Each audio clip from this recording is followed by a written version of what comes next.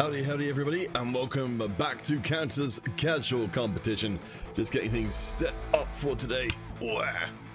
Bringing my microphone roughly into line with where it's supposed to be. Let's bring the music down a little bit. Be getting things kicked off in a second because we've got our first game pretty much ready to go straight away. Yes, Pills, Portuguese Babe, Nazwaz, welcome to the stream. 3 rounds of play as normal. This is a solos day double up, being won last time by our reigning two-time duos champions, Mibi and Tamako, who are playing here today, and I believe we're actually going to have to jump onto the lobby where they are both playing together. So both of those players are hoping to be able to bring things through and get themselves a 3rd championship in a row. We'll see if either of them got what it takes as they face off against each other. Also playing today, Ikbi and Batman, are only returning solos champion from before. So we'll jump straight into game 1 and get things started.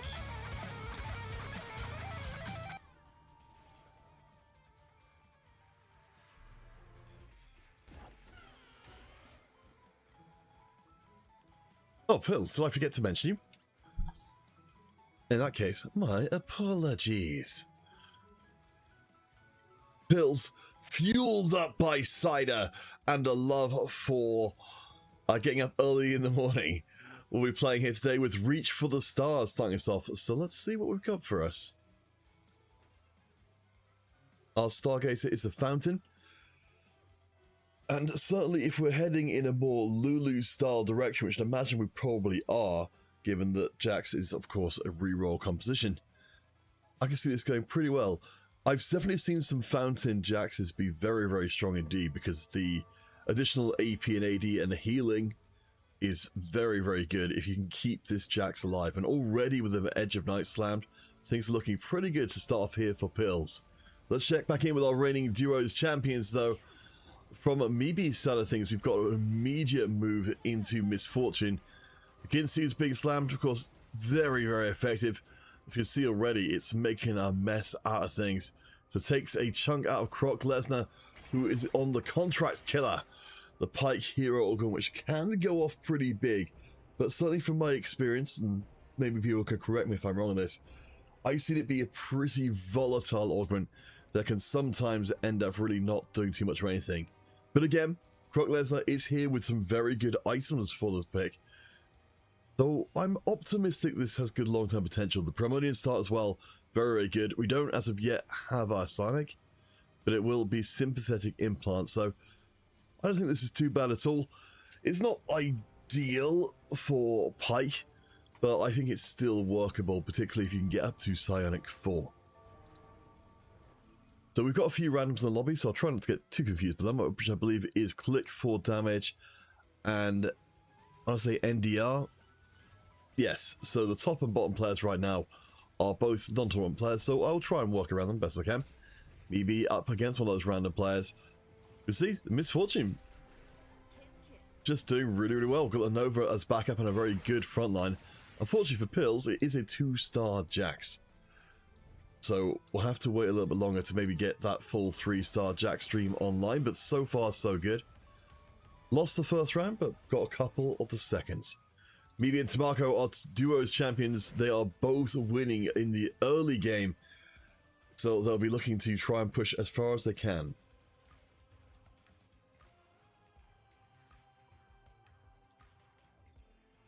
Apologies for a second, just need to take a moment just to check on something tournament-wise.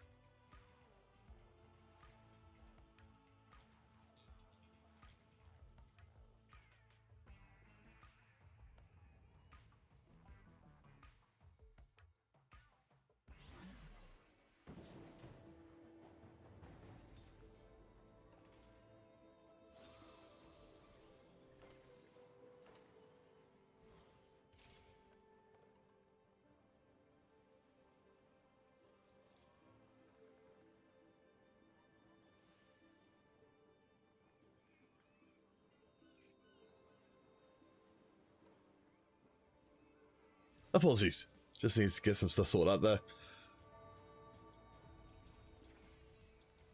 For anyone who is watching, and for if you just because I'm doing the admin and streaming commentary all by myself. So if anyone who is watching who does get asked any questions by other people, did see a question about what happens with random people in the tournament, as it is the case here. They will be functionally invisible in the tournament itself. So if NDR or Click for Damage get into first place or second place, it will be like they weren't in the lobby at all.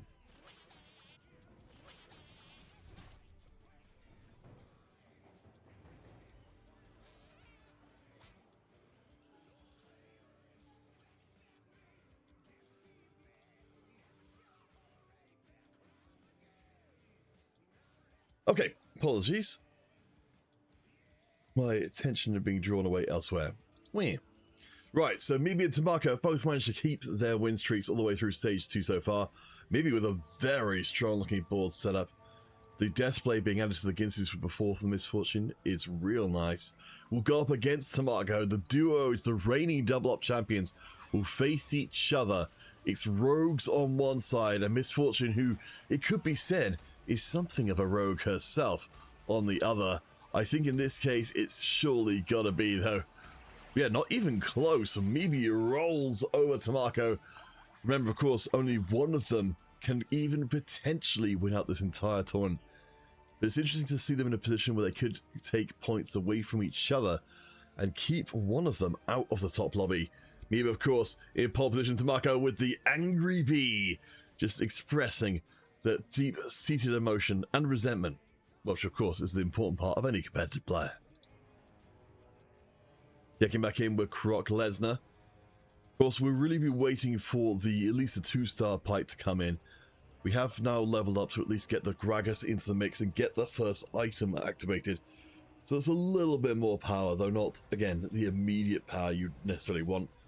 If Pike sticks around, this will be fine, but otherwise, it will take a little while for that attack speed to really kick in. Let's see what Pills is up to. As we noted before, there are some players who are picking up Jaxes, but no. In this case, it's not going to be a major issue. So let's evaluate what we've got item-wise. Edge of Night, fantastic.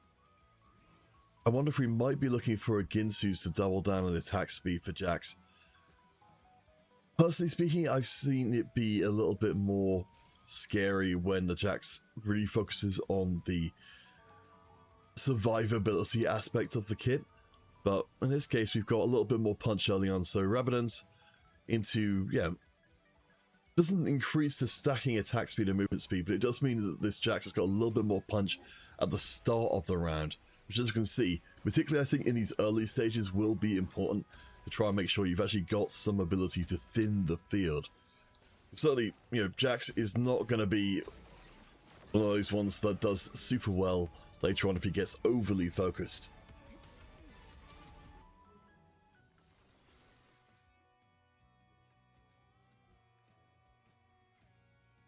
Oh gosh, heavy as a crown. That's going to be a little bit tempting. Though incredibly risky, alright? Feels it's going to go for it.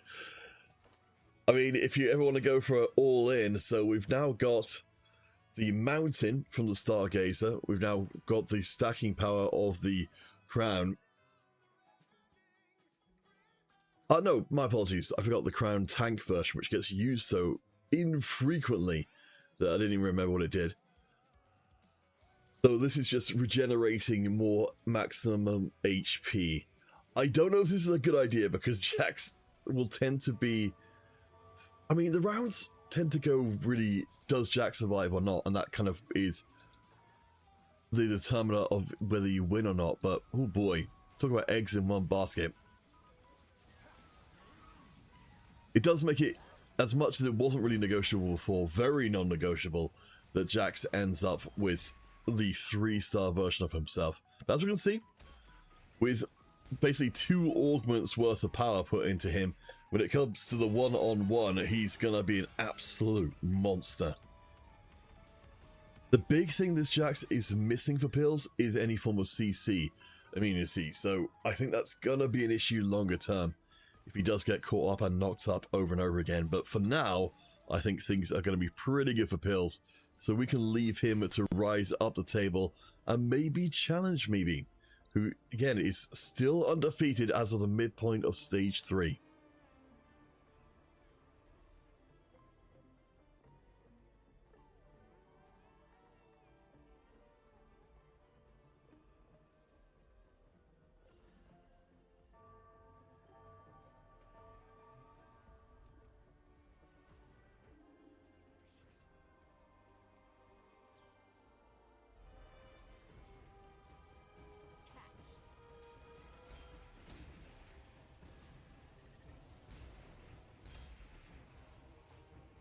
Maybe going up against Croc Lesnar on this one. Looks like it's not going to be even remotely close, so we'll move on from here and check out towards the bottom 4-leaf, the Primordian. Interesting, so we've got the... Oh gosh, my brain is not working today. Extra gold coming in from the loss. As we will be going on to the second god choice. I imagine we will be seeing a few more people who've narrowed down their choices, deciding to go for Varus this time to make sure they can access the full blessing at the end. That seems to be the case for a few of them. So Pills. So our 2 randoms and Pills have gone for the reroll. I'll be expecting to see Pills adding in a reroll Lulu to his mix, so this makes a lot of sense, particularly of course knowing that the Jax is going to be contested. I think any form of duplicator is going to be a well received one. Finds another in the shop.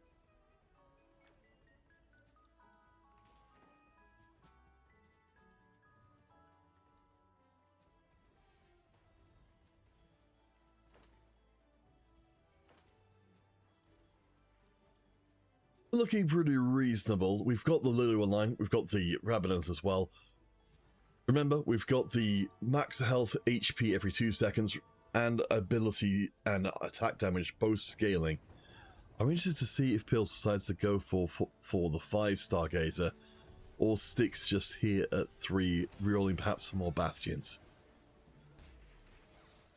Goes off against Tamako in this one. You can see that the Jax is basically getting through unscathed. There's the Edge of Night kicking in. Unfortunately, the Rogue was almost managed to turn around back the other way. So we get a little taste of how dangerous it can be to run the Jax, but so far so good.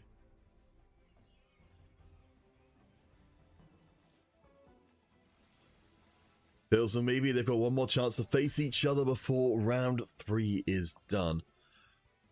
Seeing a little bit of optimizing going in for Maybe. We've got the 3-item Misfortune 2 already. This is a pretty scary board. We've also got the extra Thieves Gloves. See, maybe doing a little bit of scouting.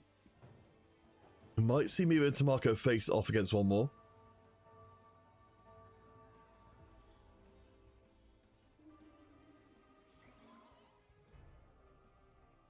Looks like not over here, but it will be... Yeah, Pills goes up against Maybe. This will be win streak versus win streak. If Maybe can win this one, that'll be 2 full stages unscathed. Lulu will get sniped out by the Akali in the corner.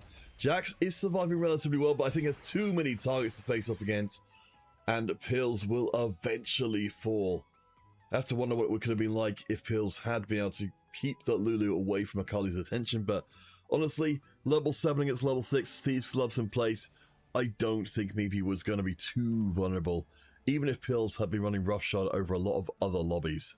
Or a lot of other matchups, rather.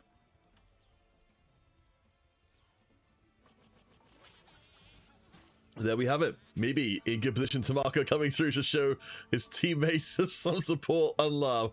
Gosh, some of these chunk emotes are really good. I'm going to make sure I pick those up. Yeah, looking pretty good for the 2 of them.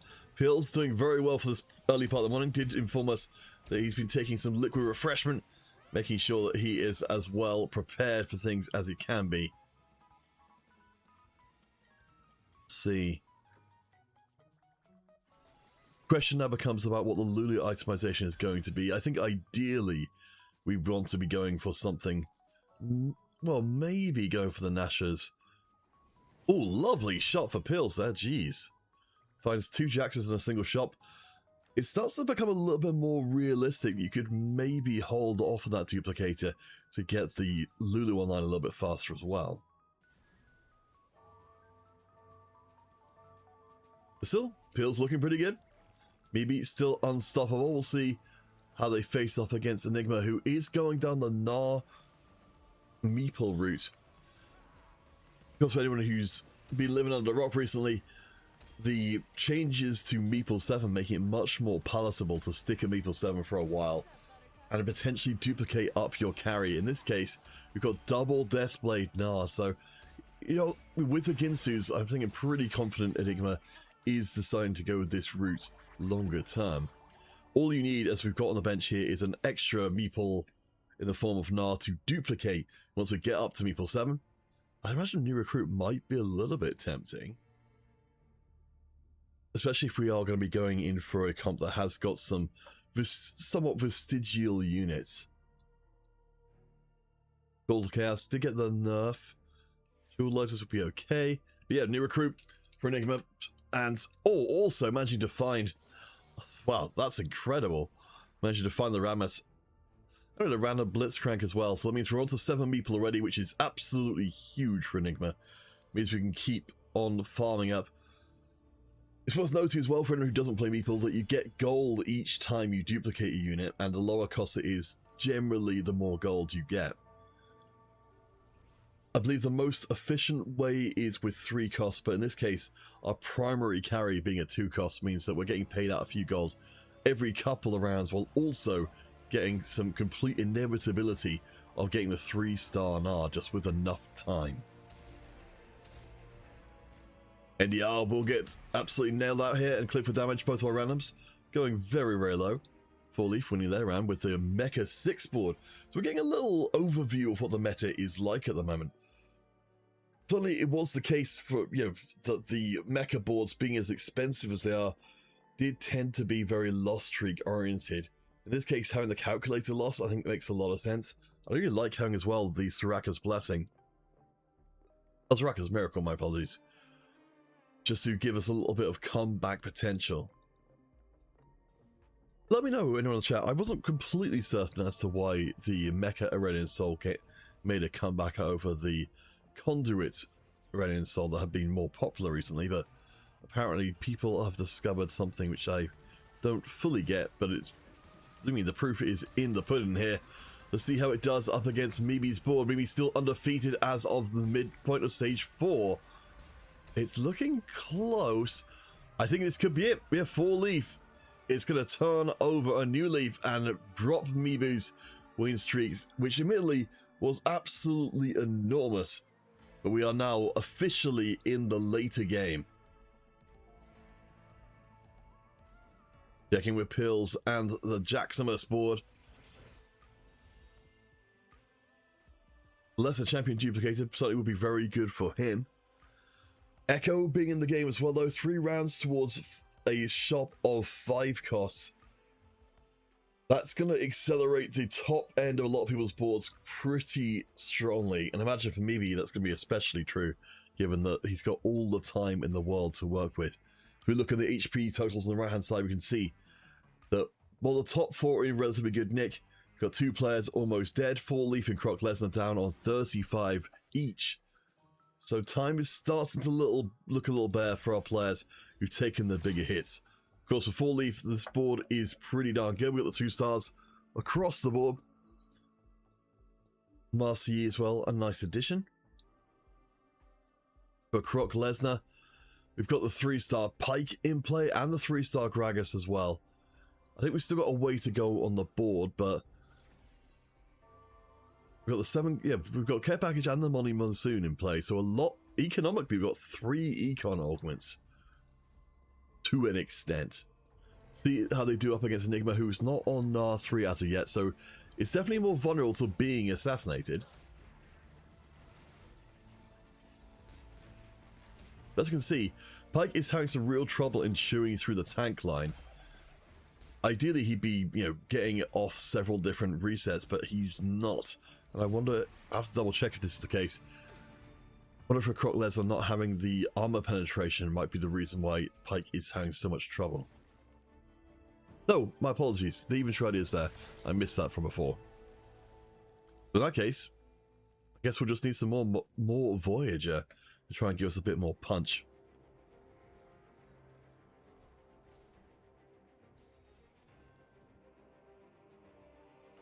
Oh, and of course, yes. So with 4 Psionic in play, we have got the choice now of do we want to play the sympathetic implant. See? I don't know if that's just a... I assume that's just a visual bug. Oh. Yes, so sympathetic with the 25% ability damage coming in as true damage. I think that's still going to be very passable for Pyke, particularly since, as you can see, he's really struggling to get through the tanks. Croc Lesnar needs to make some kind of change quickly, though, because he's in pretty major trouble. You can see 4-Leaf is taking off in this lobby. He's starting to rise up, but Croc Lesnar is starting to wilt. Fortunately, there's not a huge amount of places for our items, apart from just putting a little bit more tankiness out, because already we've got our 3 main units itemized. Got the Echo for a little bit more tankiness behind the Gragas, but feels like damage is really the issue that Croc Lesnar's been running into, over necessarily finding things not tanky enough.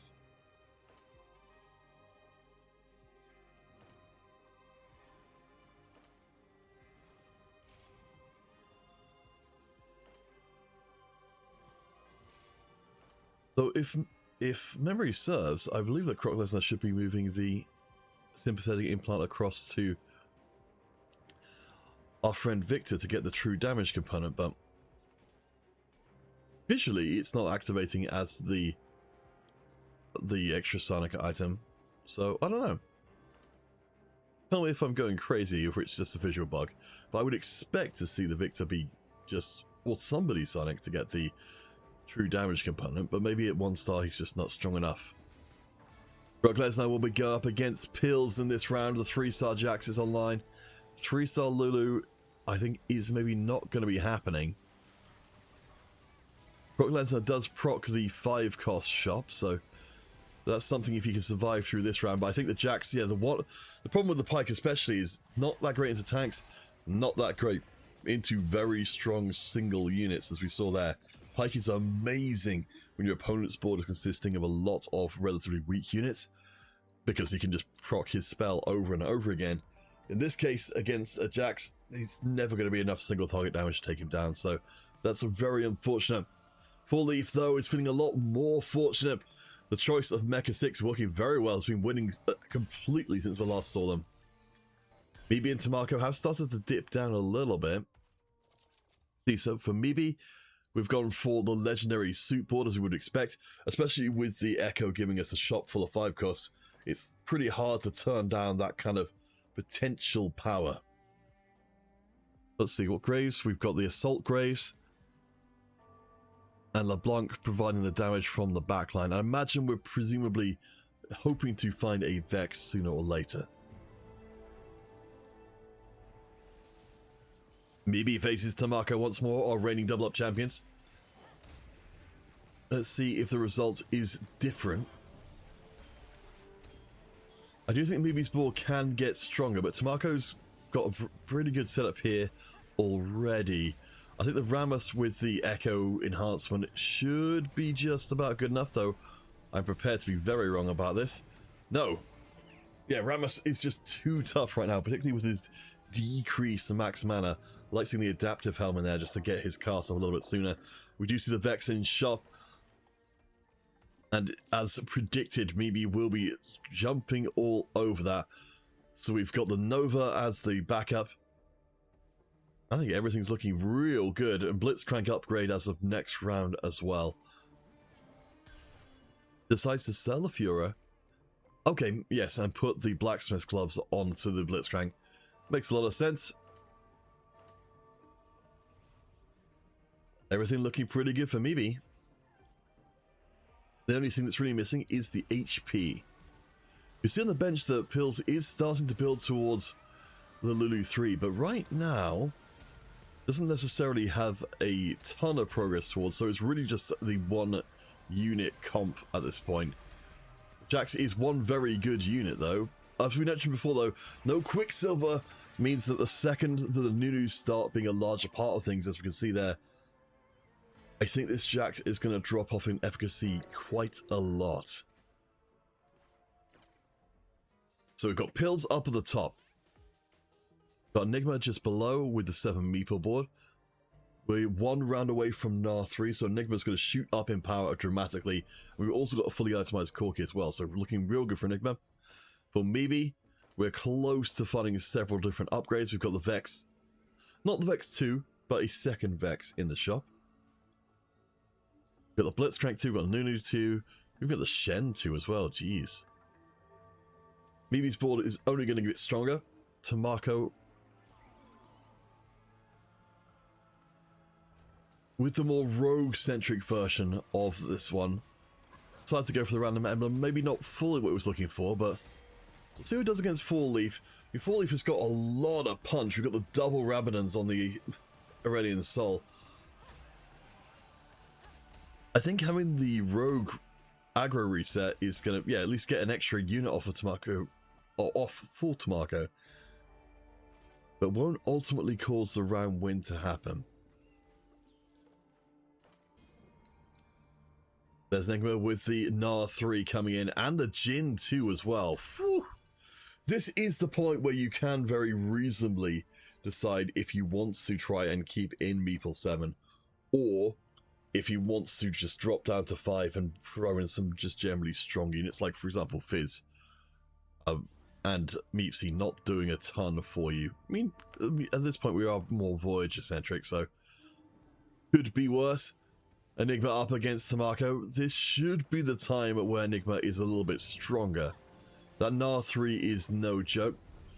Will be some pretty good focus damage on the Rammus as well, so I think should be able to take him out relatively quickly into the round. And once he is down, then Tamako's entire board will fall to pieces very quickly. That's a big loss. Tamako doesn't die in this round, but gets very close. I think the real question is whether or not Tamako can finish ahead of Four Leaf or not.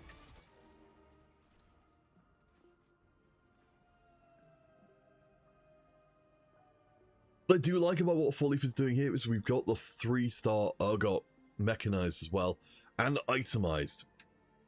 Given that we're in a Echo kind of god encounter, it makes a lot more sense that you can, really push the 3 carries properly. But Four Leaf did lose the previous rounds to Pills. I have to admit, Pills, fueled by cider and good British sunshine, is doing, exceptionally well. I thought without the Lulu 3, this board would really suffer in terms of efficacy, but it doesn't seem to be happening at all, so all credit to him. We've got the Fiora in here, a 2-star Fiora in here. I don't know quite how that one happened, but even without the Lulu 3, doing really well. I like it as well for Pills that he's kind of acknowledged that the Lulu 3 probably isn't going to be happening in this game, and so has pushed levels and found other strength instead. I think I tend to be a bit stubborn personally, and just end up, over-rolling for Lulu in this kind of situation and end up losing out on the potential of a late-game board. Let's see how Pills does up against Enigma. This will be a chance to potentially put a lot of damage onto the Jax early on. He's unfortunately on the wrong side of the board, where he'll have to work his way through everybody. He's getting kind of close to doing it. No. Pills takes the loss. As Four Leaf goes down, Tamako goes down as well, but Tamako being on 1 HP will finish in 5th from a very, very good start to a 5th place. Shows how much this lobby has become topsy-turvy as it goes. Mibi's legendary soup continues to become even soupier, as Pills will now have to start fighting a little bit more against Enigma for that 2nd place in the lobby. I wonder if this... I imagine what we'll probably be trying to do from Pills is to try and wrap the Jax onto the backline if possible, but we'll see if that can happen. Certainly, if you go face-to-face with Gnar, he is massive single target damage, so I don't think the Jax would survive irrespective. So Enigma up against up against Mibi's Ghost. Let's see the real deal. Pills versus Mibi. On paper, this does not feel like something that should be remotely winnable for Pills, but I was surprised before. I think the CC is too much. But after August, good morning, good morning. You're here in time for the tail end of round 1. So it's possible we might be able to catch another lobby before the first round is fully finished, but I think this one did start a little bit early compared to the others, so we might be able to jump into another one. and catch the tail end of proceedings. So Pills with Jack's reroll, I think it's been a little bit let down by not having the Lulu 3. I think Lulu 3 could have gotten him to second. As it is, I think getting third place is pretty darn good, particularly the 4-leaf Spore was very, very scary. I believe it will be Pills versus the Ghost of Enigma. You notice that Jax is on now the opposite side from Lenar to not get sniped out. But the question is, if maybe it can actually win out here, there's a possibility. I think Enigma might just be killable from this range of HP. If he is, Pills will be feeling extremely lucky. Of course, it may not happen at all, because in fact the Gnar board goes through them and maybe takes the loss. Pills out in third place, so it would not have likely mattered either way. But still, I'm impressed with Enigma as well. This Meeple board looking real good, and we're even going to try and duplicate. Are we seriously trying to duplicate a Jin 3? I don't think there's any possible way this time to get that done, but I appreciate the attempt by Enigma. Just say, you know what? If somehow we end up drawing a bunch of rounds. In fact, no. I'm just going to say it. I think it's merely just for the flex. The positioning will be important here. Both of the snipers being moved to the left-hand side for Enigma means we've got some very focused damage, which I do like. Remember that this board did win last time they faced up against each other. Maybe he's got a couple more rounds to get stronger. Vex 2 is completed for Mimi. So that is a huge amount of damage. Lovely Nunu Snowball as well. Means that there's a little bit more time to Vex to work with. I think Vex might have this one. Surely, yes. Enigma goes down to 1 HP or 4 HP, but pretty much the same thing. I'm trying to figure out if there's any way to make this stronger. I have to imagine it would involve coming off of Meeple 7, if anything.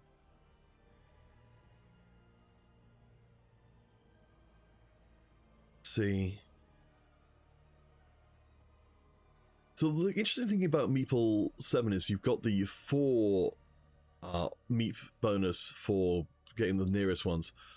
I'd be kind of surprised to see if we don't see Gnar move to the right hand side, just because, yeah, as it stands, Gnar's moving out a little bit of that Meep bonus, which I'm not sure is a ton of damage, but it's some. And when Gnar is such a big part of your damage profile for the team, you get a little scary otherwise. Let's see, one more round. Enigma versus Mimi. Mimi, one of our 2 double-up champions who are competing in today's competition. Mimi would love to end out this first game with the first place, and they will. Enigma gets annihilated. Mimi rides the legendary soup all the way to the end. Congratulations on a very well played first game. Let me see if I can bring some of this a little bit more into focus. There we go. We got some of our results coming in. But yes, not a bad start for our reigning double-up champions. I will just check and see if there's any of the other games still going on. Let's see. Oh, Himston seems to be playing. Can't guarantee. Oh no, they are still in game. Yeah, Pills getting to third place with a fun comp. As I was saying, I think if Lulu 3 could have got you to second, but I think you were right to see that wasn't going to happen in that game and just try and go for different power instead. Ooh. All right. I think, well, we are loading into another game. Let's see what that looks like. Yeah, maybe the game blissing you by a natural MF2. That was pretty gross. So we're headed to table 1, where we'll be seeing him, Linux, Aya, Adaris, Yamchas, and Kaido playing. Oh, Pills, of course, you took the 5-cost shop, and that's what you got the Fiora. And it gave you a 2-star Fiora in that one shop? I mean, that's crazy. That might explain why things have been going quite as well as they have been going. Alright, we're loading in. Hopefully we've got a game. I can never guarantee it. Sometimes we load in and it's just immediately the game's done. But I can only see the top 4 being put into for table 1. So if we've got a game, have a look. Maybe you got you 1-star graves. Yeah. This is table 1, where we are seeing the Stargazer come in. I imagine it's, this one's the Mountain. I'm really interested by, I mean, the Mountain certainly does tend to play more Stargazer than it might have otherwise, but I normally expect to see this more focused around the lower cost units, just because Stargazer 8 is really where it caps out, and it feels like it's really a multiplier of the unit power, but maybe it doesn't matter. I will take a loss immediately. Let's put a lie to those words. It's him. Let's see. So him and Captain Miskine on 15. Or close enough. I think I see why Ayamaya has not gone for the Lulu reroll. So it's 2 different people on Mountain. Oh, him with a 3-star Aurora. This is not a variant that I've seen for a little while. Okay, so we've got kind of artifact. Interesting.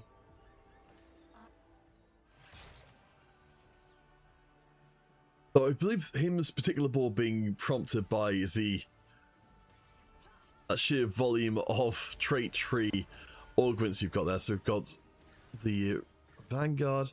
What else have we got on there? Oh, the Sniper and the Challenger. A little bit of an awkward board. I don't think we've used the Challenger much more than anything else. And good gosh, that Diana going through people like butter. And that's the Leona generation Arbiter that's in place. Yeah, Vanguard emblem, amazing for the Diana, just because there's so many different shields that are going to be going off during the course of the game. Maybe you needed that 1-star Graves to shop. Yeah. I do think that there should be rules in place to not allow for like a 5-cost shop to contain a full 2-star version. That seems just not okay. King gets a cash out for the Jinx rockets, so won't make too much of a difference, but might be a little bit enough to keep him alive. See how it does up against Captain Miskine, who is the other player on low HP. Captain's board does look very, very good. See that Diana wanted to really try and punch through on the right-hand side of the board, but as we can see, the board overall is just so damn tanky, it's just not going to happen. So I think that actually might kill Heim out of this game entirely, because that's a harsh loss. Yep. All sorts of gone. Tony Butter will be out in 5th though, so it's not as bad as it could be. Captain Linizix?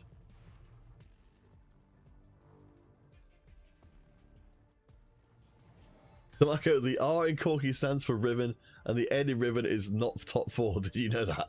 Tamako, I didn't. Thank you for the education.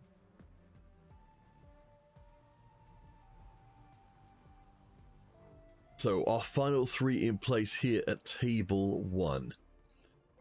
The Aya with the mountain board, Captain with another mountain board, and Linux with the Meeple 5. So this is the somewhat lesser version. We don't have any emblems, don't have any shenanigans, and the mountain stargazers will only continue to get stronger. You can see though, with the Radiant Deathblade and of the Soul Awakening for Linizix, like the Corky hits like an absolute truck.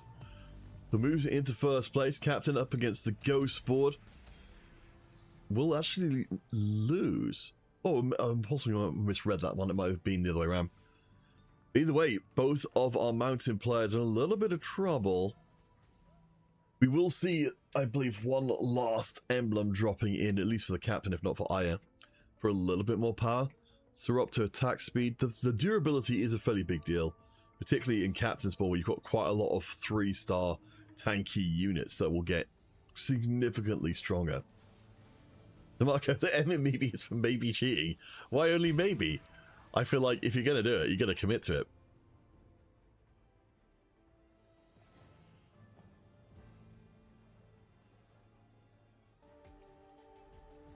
Let's see, what have we got? Of course, Lindsix is actually trying to just roll for the 3-star meeples, which I think is a bold choice. I don't think we're getting too close to them, though. I will eat my words. Rammus, let's see, so that's Rammus 7 we found. And Riven is very close to being 3-star as well. Lindsix does at least have the spare life. Pills, you think your 3-star Jax is better? Well, if only we saw the chance of them to face off against each other. What a fight that would be. I think the captain could be about to disembark from the lobby. No, I'll eat my words immediately. The tankiness, I think, is good enough. Zelensix takes a hit. Aya is out. We're down to our final 2, both with a single life remaining. Ayama, you had to sell your boards to this guy. Corki just got lost streak with Anima. Oh boy. I'd have to say that the Anima stuff, I don't know what the kind of the high ranked player's opinion on Anima is, but it definitely is one of the more griefable options. Look at the Crown Jacks or something for sure. I mean, I give Pills credit for going all in. One more time. We've got the damage focus on the right hand side of the board. Ras 3, as we saw before, can do a very good job of holding. I think this is going to go quite poorly for Lindsix. Captain, it's managing to take out and get most of the nations immediately. One more cast out of the Corki, but there's too many tanks left in the mix. And the good captain, Miskind, will take lobby 1. Congratulations. And that's what I was kind of thinking about before with the mountain setup, is that the individual buffs are not really that big, but I think if you can bring up the overall unit quality, then you've got an incredibly strong late game board.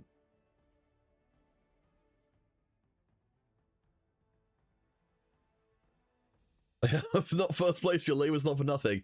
Well, shucks. Let's get round number 2 generated.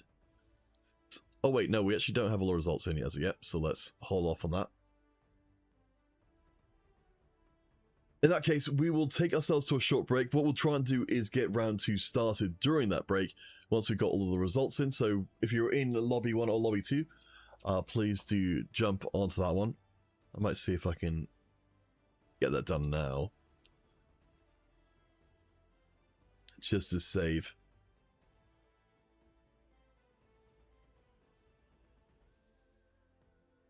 See, Yamcha was Yamcha not playing?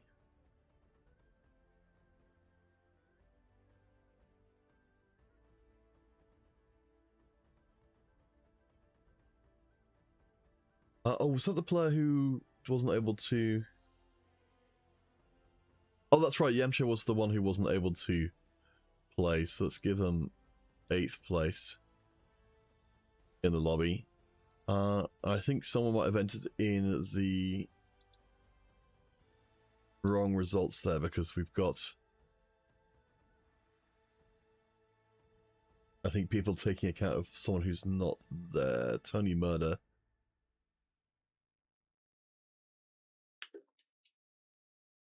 Let me just check in with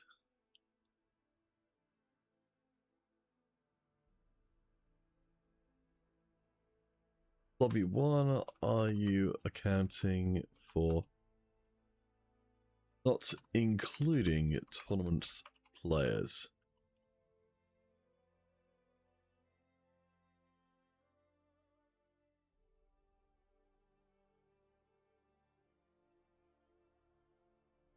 Because I think people may have put themselves in for lower finishes than they should have. In the interest of time, I just tend to... Yeah, Tony Murder wasn't a player, were they? So and I think Lorgain wasn't either. So the lowest anybody could finish was 6th.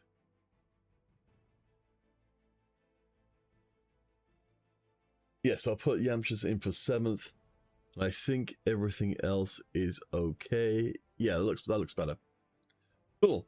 Sorry, just saying admin things while this is all going on, but this does mean we can get round 2 started without anyone being like, what?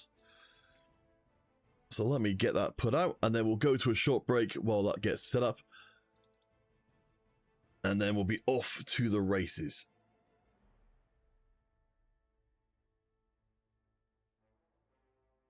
And yes, unfortunately, it's one of those things that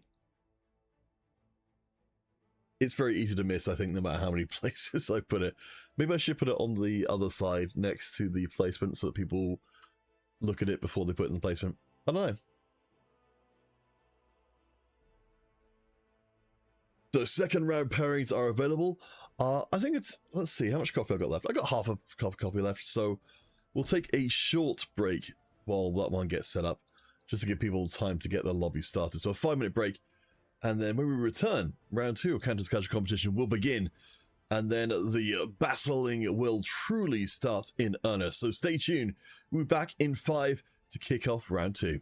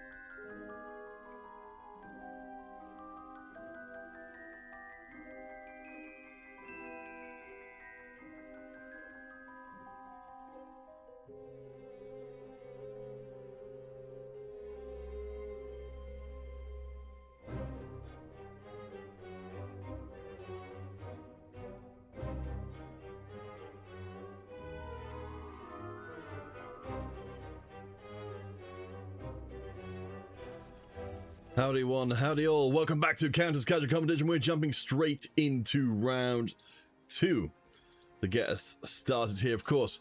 With this only being a 3-round competition, spaces are going to be very tight to get into the final lobby and compete for the crown. We want to make sure that every point is locked in. That's why we're here on table 2, to see who's got what it takes. This is the table where everyone's got around, somewhere in the middle, so they finish roughly in the top 4 or thereabout. I think, let's see, from our players in here, players like Pills are just stay grouped, who's got a chance for a pretty solid meeple start. And others have got around, I think 6 is the most points you can have in here. I Am Aya is also, I'd imagine, in here. No, might even be on table 1 already. So rough draw.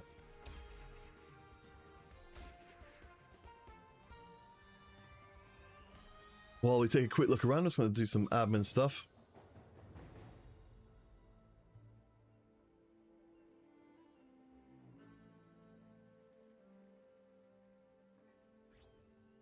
And check in with...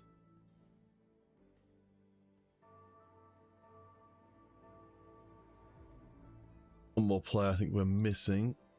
So let me just get that sorted out so the players don't need to hang around in their lobby. I'll just quickly check in with this one. So Howling Abyss. So we've got ourselves a strong start for any of our potential 1-cost rerollers. I hope we get to see somebody do that.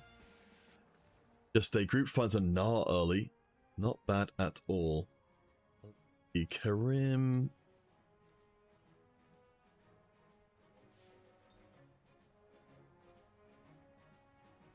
Zuma.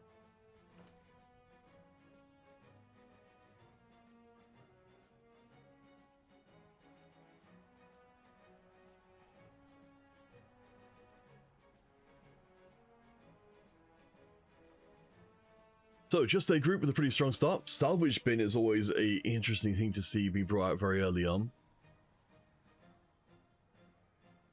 And we've got decent items, though. I wonder if we're going to be slamming here, because... yeah, we've got the ability to make Vega items, but not necessarily Gnar items immediately.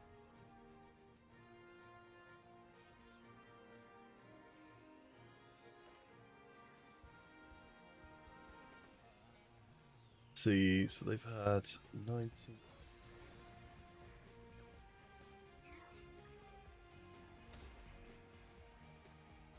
All right.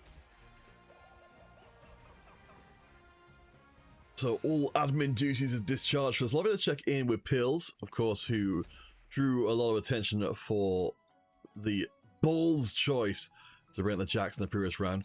Decides to go right for the Ionic. Interesting.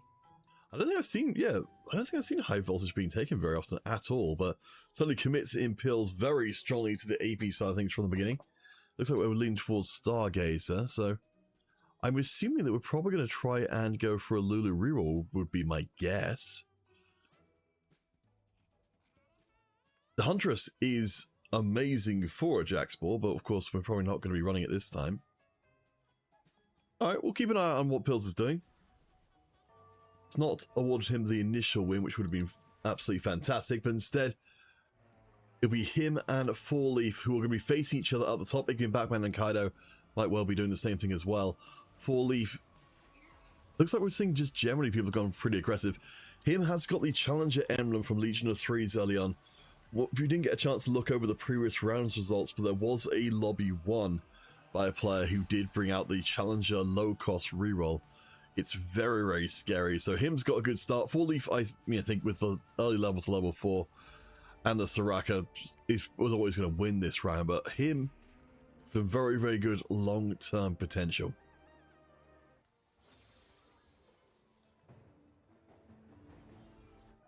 Four Leaf, let's see, yes, we've got the... I keep forgetting the name. The Soraka's Miracle. I keep on calling it Soraka's Blessing.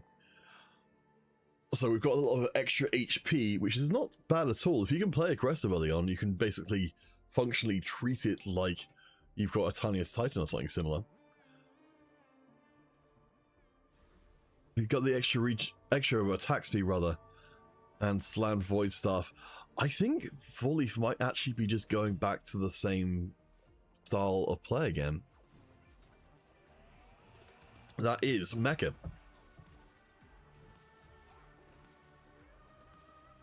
We'll see, but I mean, certainly, you know, Soraka's Miracle being really, really good at keeping a single tank alive, and that comp is certainly a very single tank focused composition overall. So, the Four Leaf, I don't think Four Leaf can keep up the. Yeah, unfortunately, if the team had been killed, maybe, but I think this will no longer be Four Leaf managing to keep the initial momentum up. So let's go check in on Ickbin Batman.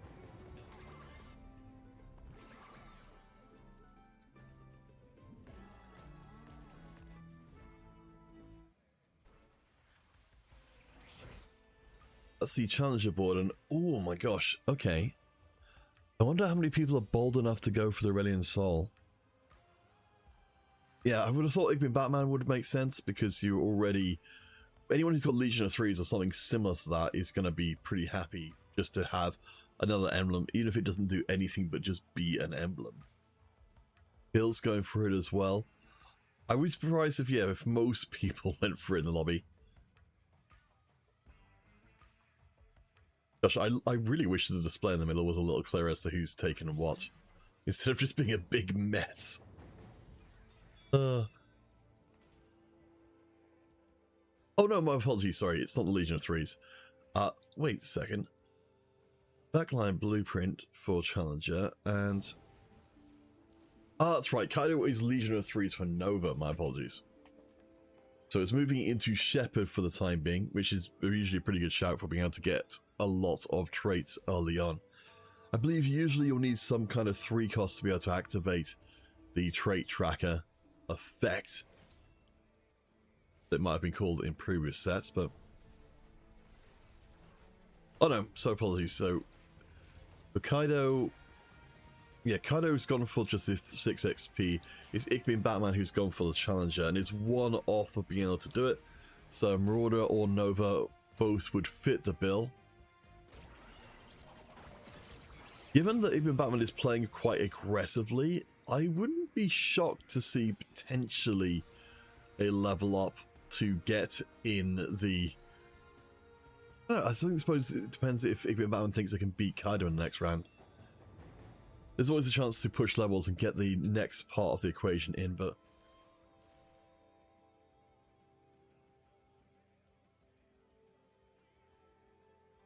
Ickbin's got him in the matchup pool who definitely would beat. Sammy-chan, who probably would beat as well, is Kaido, who's the main one. And I think throwing away all of your econ to move to level 6 does let you activate the trait tracker quest a little bit sooner. But I think it's probably not a gamble that Ickbin Batman will take. As it is, they will face off against each other, so low rolls the matchmaking. We'll see how it goes, though. Ickbin Batman has managed to find some very good early units. The Kindred at level 5 is great, considering that we've got the Nova emblem. That should be... Oh no, sorry. I'm mixing my head up. Let's see how this one plays out to the very end before I leap back in again.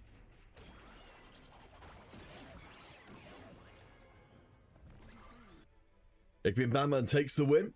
We'll leave stage 2 as the strongest competitor. So, yes, I confused myself. Ickbin Batman, the one with the Kindred. I was so Nova brain, I was looking for all of that.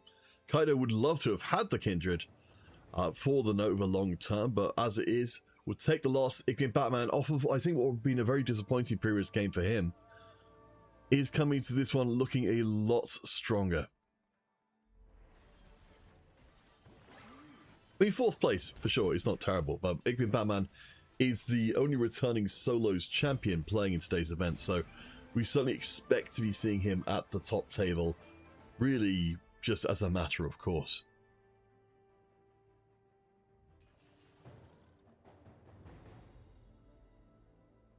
As we can see in the bench, we're going to be having the Jinx joining the field of fray in just a little bit.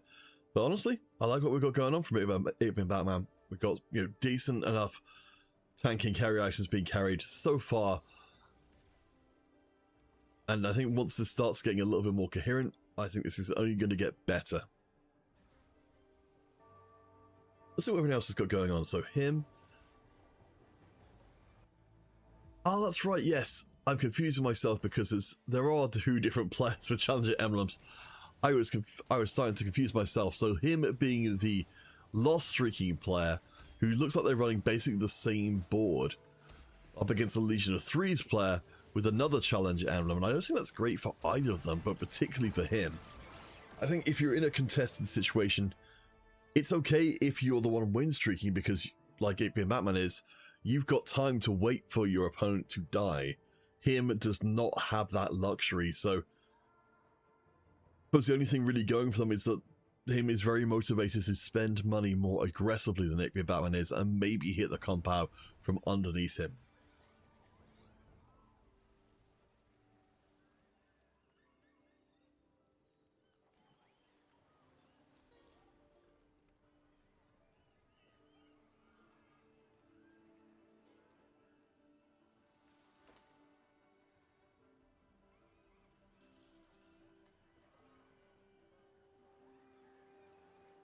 Yes, so we've got our two different challenger boards in very different circumstances from each other.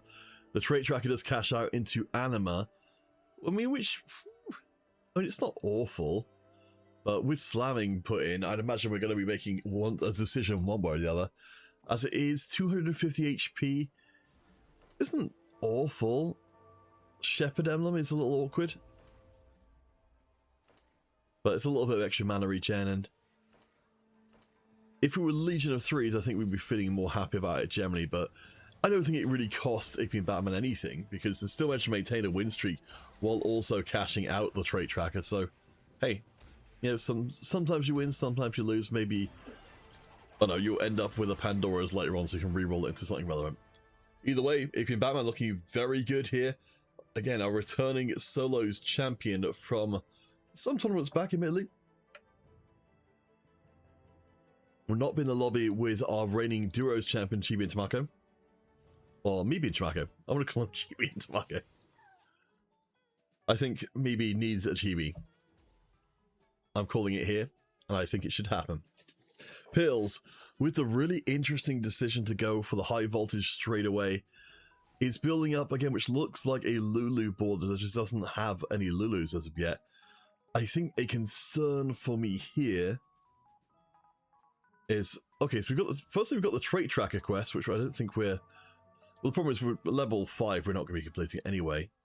The Pills economically is looking a little shaky, and HP wise is also looking shaky.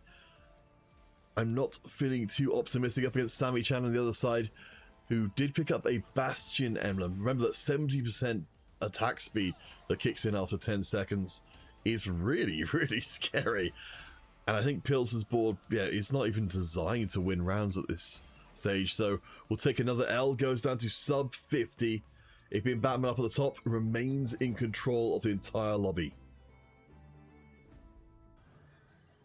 Taking a little dip below to check out what Four Leaf and Kaido are up to. Kaido go for epic rolldown. That really grabbed my attention. So this is the Nova emblem board.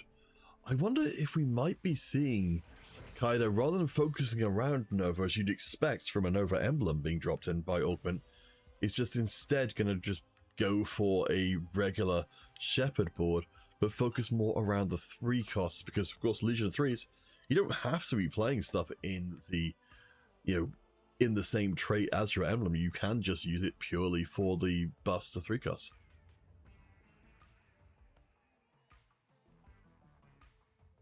Sorry, I was super waffling. I completely didn't notice what the gold blessings were. So we had 8 gold, Arigo very standard here, and Starry Quest, which is 10 gold, which is the, yeah, 8 gold on a little bit of a delay. So let's see. So him is the Legion of Threes version of the Challenger, but has managed to find Flicker Blade for the Jinx, which is absolutely crazy. Really good version of the board. Unfortunately, they're still going to be contesting for units with 8-Bit Batman. Though, I say that, I wonder if 8-Bit Batman has something else in mind rather than contesting for the lower cost reroll, because 8-Bit Batman has no Jinxes at all on bench. I don't know if that's just because they're being contested or just because they're actually not that worried about running the lower end version of the Challenger. Maybe we'll be seeing a more Kindred focused version where, you know, I'm just trying to think of what that would be. So we've got Kindred, we've got the Misfortune. I'm trying to think if I've forgotten any of the high cost challenges, because it's certainly not a vertical we tend to see getting play, but no. In that case, I think, or at least I presume, that we're going to be seeing just vertical challenges being brought in and trying to make this Kindred as strong as is humanly possible. Intriguing stuff. As we come to the end of stage 3, Ichmean Batman still remains undefeated, with making use of, honestly, a really overperforming Briar Challenger. I would not have expected this could have worked out as well as it did, but hey, good on Ichmean Batman, trying to get back to lobby 1. If you can win out this lobby, then you're pretty much guaranteed to get there. Ichmean Batman got a 4th place in game 1. You probably need to get a 1st place here in game 2, here in lobby 2, if you want to be back at the top tables to compete for the crown. Sammy Chan on the other side with, of course, the multi-nerf space group, which is still absurdly good. Of course, now it's not contested, much easier to get online consistently, even if the raw power was being kept at bay before. Ichmean Batman takes a loss to the space crew, so that gives them something to think about. I'm honestly astonished Ichmean Batman was able to, or Ichmean Batman was able to run this board, this kind of just strongest board setup, for as long as he did, as successfully as he did. But as we come to stage 4, Sammy Chan moves into pole position. Everybody else starts to look a little bit sparse on the ground. Pills does find and get activated. Yeah, the version of this board you'd expect to be seeing. So again, the Time Gazer, Huntress. So this is definitely a win more kind of Stargazer, because you're getting the heals off of actually getting kills. I don't know if the Lulu is going to be able to pull this one off, but I hope that will be the case. Let's see, so this one I believe applies to everybody. Let's double check. No, that's right. So this is one that gives a small buff to everybody and a larger buff to Stargazers. So you've got the 30% attack speed for the Lulu, which is very good, but it's going to take a little bit of bringing online. We've got the Time Breakers in place as our secondary to make sure we've got the Duplicator and a secondary AP carry, but I worry that Pills down on 30 HP may not be enough to bring him anything more than ideally a 6th place.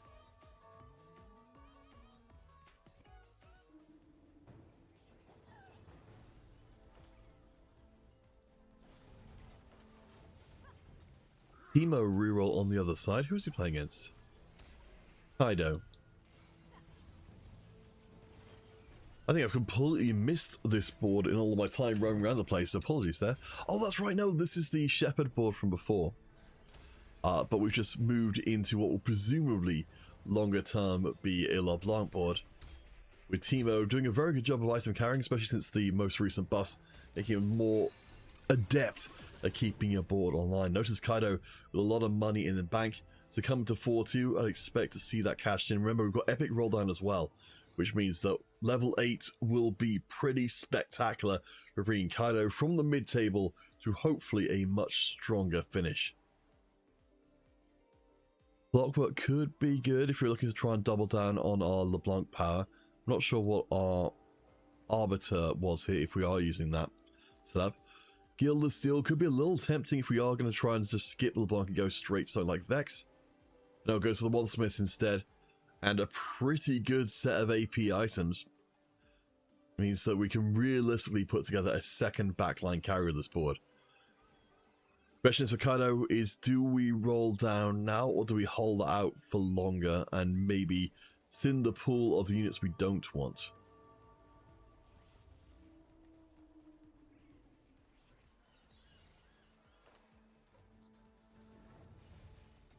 Interesting, Fiora just going to take the items. I'm just trying to double check, see if she's got an AP scaling. I'm assuming she does have something. Oh, the healing, okay. Bologna, I believe, is our random player for lobby. It's rare to see a random player do particularly well because we are playing in normal, so people don't normally sweat quite as hard. Random people don't tend to sweat as hard as our tournament players do. Ills winning the previous round. Got a 2-star. Also did trait track. Also gets an anima emblem. I'm starting to think that the game is just trying to make these happen. Arbiter is also not especially useful, so yeah, it's just going to get thrown in for the heck of it. I'm trying to think if we've got enough room for Arbiter anywhere else. Not really. But maybe. The Pill's very, very far off of being able to put together a Lulu 3 on the board. Down to 22 HP. Should be able to win out this round, I'd imagine. Is close to being able to complete the itemization for Lulu and at least get that kind of power in. I do like as well having the Ascension in place because Lulu is exceptional towards the end of rounds, so that will really clean up a lot of otherwise close rounds. Pills does get elimination as him takes a hit as well. Just stay grouped. Very similar HP. Sammy Chan up the top with the Space Groove remains in control. Aurelian's Soul being in place. The extra gold for hitting level 9 is going to be, of course, amazing for any of our legendary suit players.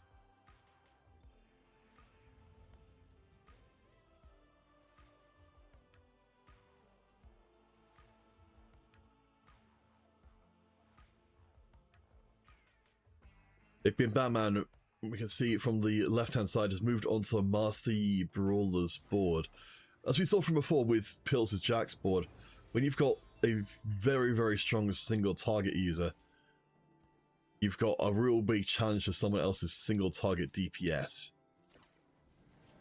Upgrade for the Kindred. Something I'm noticing from the Master Yi is we don't have... Oh no, sorry, we do have an Edge of Night ready to go, so that's going to be huge. That really challenges your ability to delete a single unit. So we've got Fiora, well, 2 Fioras. We've got the Malware Matrix in place for the Master Yi, so everything looking pretty darn good. And Challenger Fiora as well. I think this is going to look very scary for Sammy, who's, again, had a massive win streak so far. I would imagine this board should be able to... No, maybe I'm wrong on this one.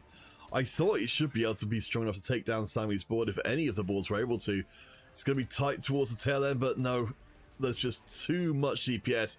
If you Batman does have a chance to upgrade both the Master Yi and the Fiora to make the board a little bit stronger, but Sammy Chan remains in place as the #1 player, 92 HP.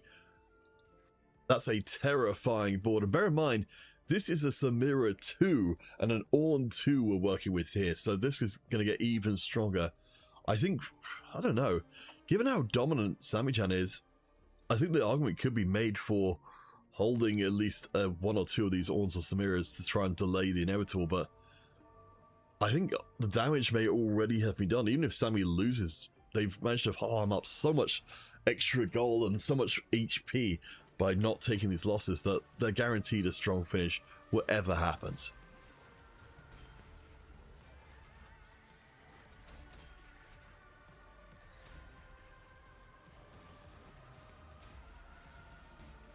Aegis of Dusk, you can see here on the Ornn, a very nice addition to try and make sure that the Ornn remains very, very strong. Interesting. I've already seen someone using the Umbrella. I'm assuming that we might be looking to swap that out for something else longer term. We'll see. We've certainly got an unitemized Jin on the back line, and if we want to keep the win streak going... No, Jin won? No, decided just to go for raw gold, prioritizing instead to get hold of those 3 stars as quickly as possible, and I certainly can't blame them for making their moves in quickly before other people start seeing this as a potential griefing angle.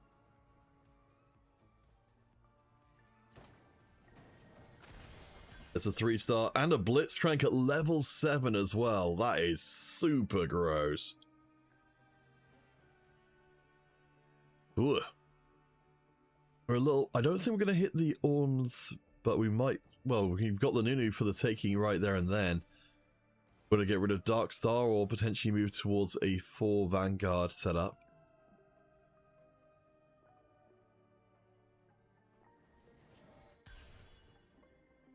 I think it's a little too tempting. I think Sammy can circle back around and pick up the Space Group 5 again at level 8.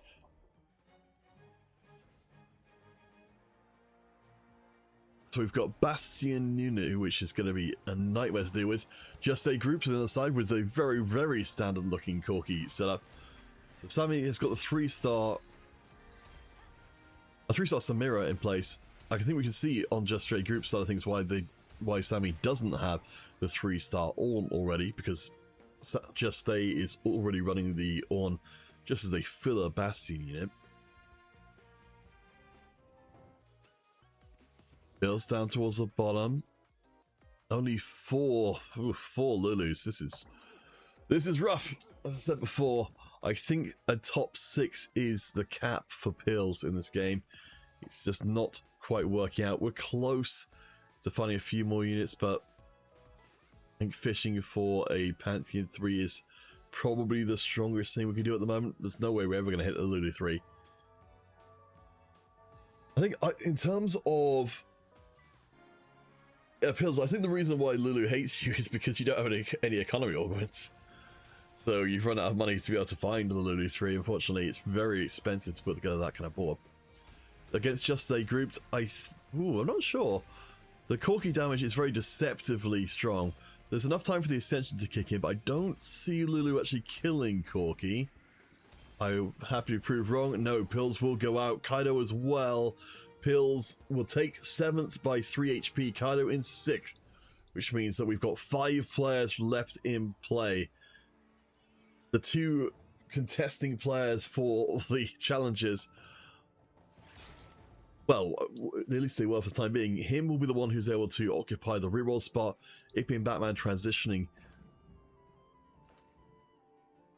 The Brawl and Marauder board's looking pretty solid. We've got the 2-star Furore, we have got the 2-star Marcy as well, so, and the 2-star Kindred. So this board is about as strong as it can be. We've only got the 1 combat augment in the Sunfire board, but otherwise I think it's looking pretty solid. Let's see how Challenger Emblem versus Challenger Emblem plays out. I think since the Jinx shouldn't be aggressed on relatively early, and we don't have an Edge of Night for the Fiora, I can see him surviving for this round, though Fiora... No, eat my words. Fiora goes right onto the backline. Him is out of there, and it's no challenge at all to hit the top 4.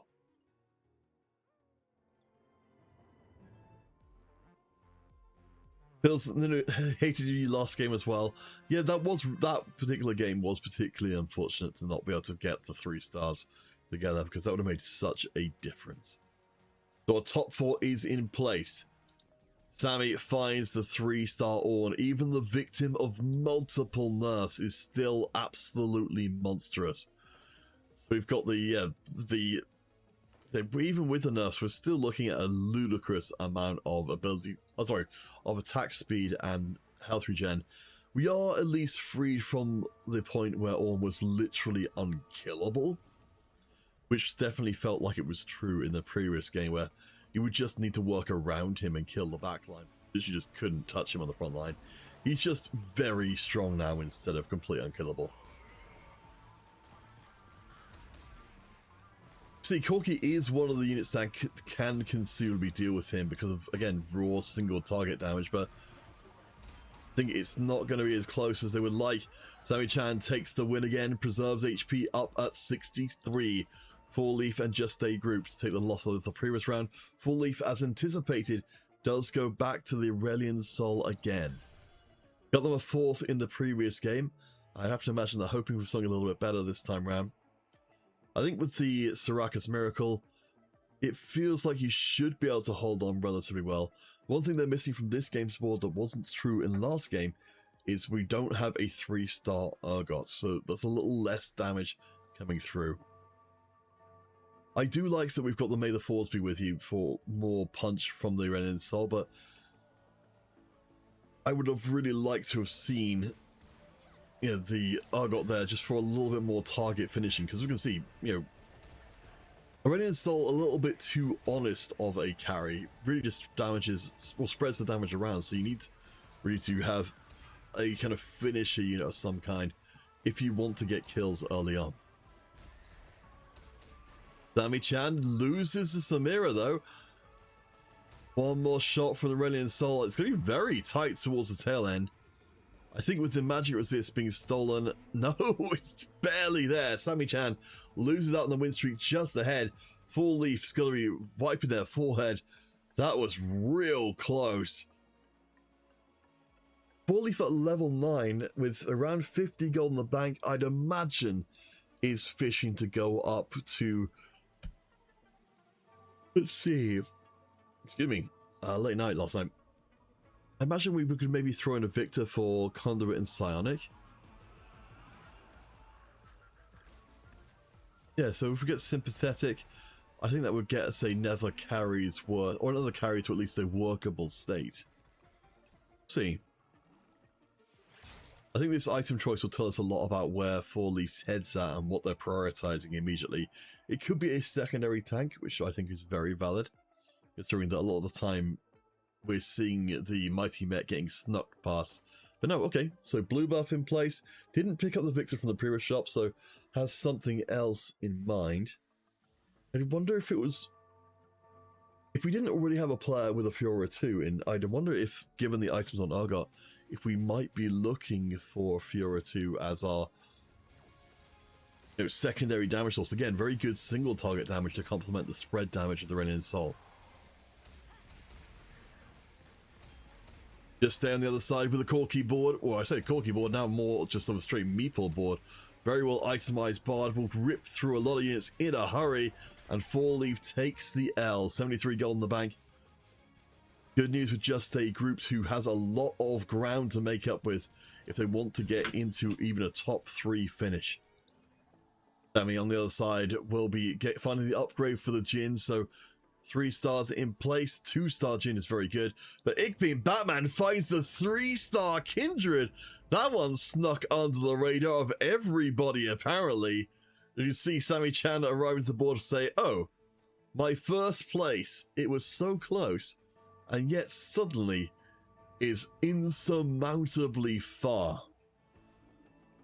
Let's see what the 3-star Kindred can do for us. But good gosh, Ickbeam Batman, our only returning champion, is hoping again to get back to the first table, and this Kindred 3 should clinch that for him. Just rips through the board like it's not even there. Wasn't even clear what the Kindred 3 did differently apart from just a lot of damage. Someone in the chat, let me know if there is a different Kindred 3 effect. I know that some of these, I know for the 5 cost they certainly have them, but for the, I certainly frequently see the 3 cost, the 3-star 4 cost. Can't draw to mind if there is anything unusual we should be watching out for. Maybe we're going to be marking everything. 5 targets. No. Either way, Ickbeam Batman pretty much locks down a game at number 2 here. A really, really good finish. Just they grouped out in 4th. So Four Leaf will be able to duck Ickbeam Batman for at least this round, but there's not really anywhere good to go. Fishing, oh my gosh, Four Leaf fishing for a 3-star Aurelion Sol, gets one away from landing it, but does not find the final one. Oh, what a game that would have been if we'd ended up the 2 3-star forecasts against each other. Sadly, it's not to be. Four Leaf is all kinds of out of there as Sammy Chan, of course, takes the loss against the 3-star Kindred.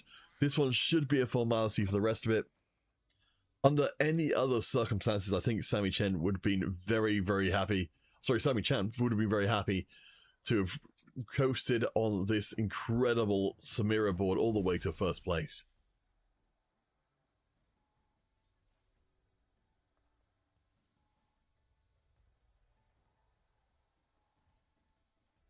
I mean, at this point, we can at least itemize the Jin, but Edge of Night will be one of those options that does actually conceivably work against the Kindred 3, but you've got to clear the rest of the board and then still somehow get the shots in.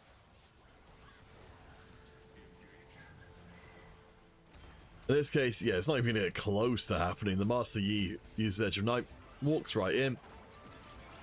Sammy Chan takes another L. Ickbeam Batman off a 4th place in game 1 to a 1st place in game 2, thanks to the 3-star Kindred. I don't think anyone reasonably could have expected that to happen, but congratulations, Batman. That is a very well played game, especially to end on 37 HP as well. And contested on the challenges overall. I like that Iggy Batman did decide to pivot into the Marauders board rather than challenging for challengers.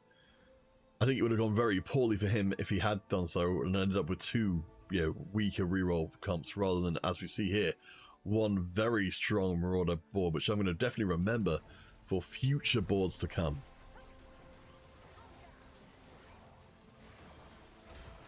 Since this one's pretty much a formality, we will jump out of here in a second and see if we can get on to another potentially unfinished lobby.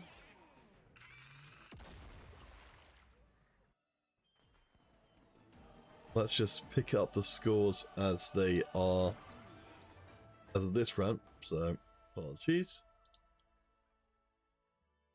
I really need to build a much better looking scoreboard for the stream. But this is what we've got so far. I'm going to see what's going on with...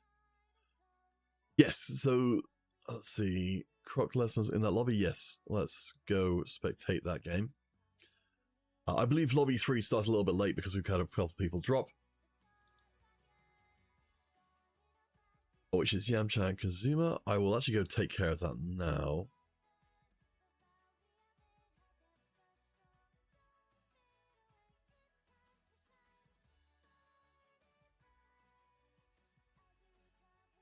So it's not a problem for rounds to come. Yamcha, there we go for round 3.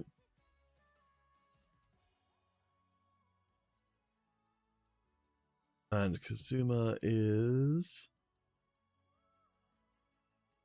Harem.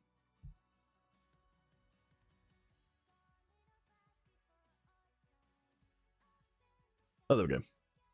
Round 3. Drop, drop, drop. Cool. All right, we'll be jumping into lobby 3 in around 20 seconds or so. So stay tuned and we'll check everything out that's going on there.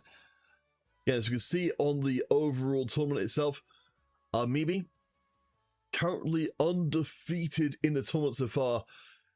Did talk to him a little bit between the tournaments. He's very motivated to come in and win 3 events back to back to back, because I don't think anybody has done that before. To be able to claim double up crowns and then a single crown as well, I'll have to create a specific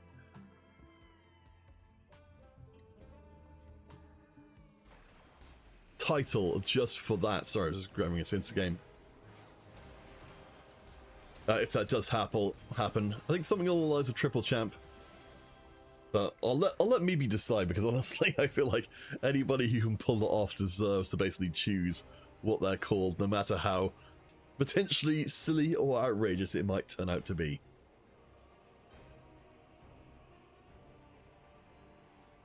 Brock Lesnar looking pretty good in this lobby with a 10-round win streak. I'm kind of surprised to see Brock Lesnar down at table 3, but I suppose somebody's got to be down here. Brock Lesnar definitely had some strong performances before. Yeah, Pills, I think the only person that would be really comparable to was from our earlier tournaments, which was, oh my gosh, what was her name? It's been such a long time now.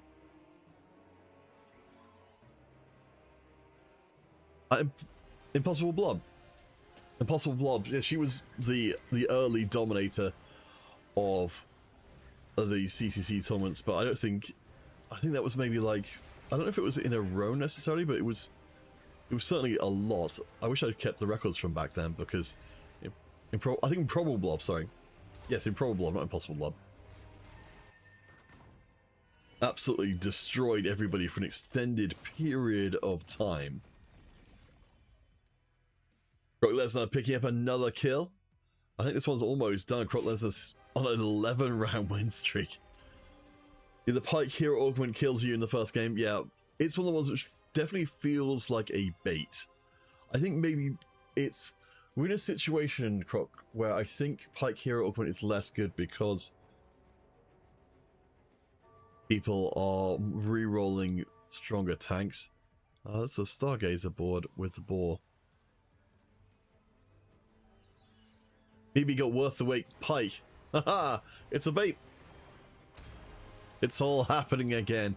Oh, I see. Croc Lesnar took Warpath and presumably just beat up everybody for quite a while and got cashed out. And that's why everyone in the lobby is falling to pieces. Pilsum, are you muted? Wait, am I? Oh, you were muted. Incredible. Maybe you were considering the Pike Gwen reroll. Yeah, since they did nerf the Gwen specifically to make that reroll a little less strong, I'm interested to see it. Oh, and something on the pitch as we just wait for Croc Lesnar to kill everybody is, would you guys be up for the idea of one of the random prizes for the solos competition being based on sort of best of prizing from Riftbound, which is an idea. Croc Lesnar kill someone else.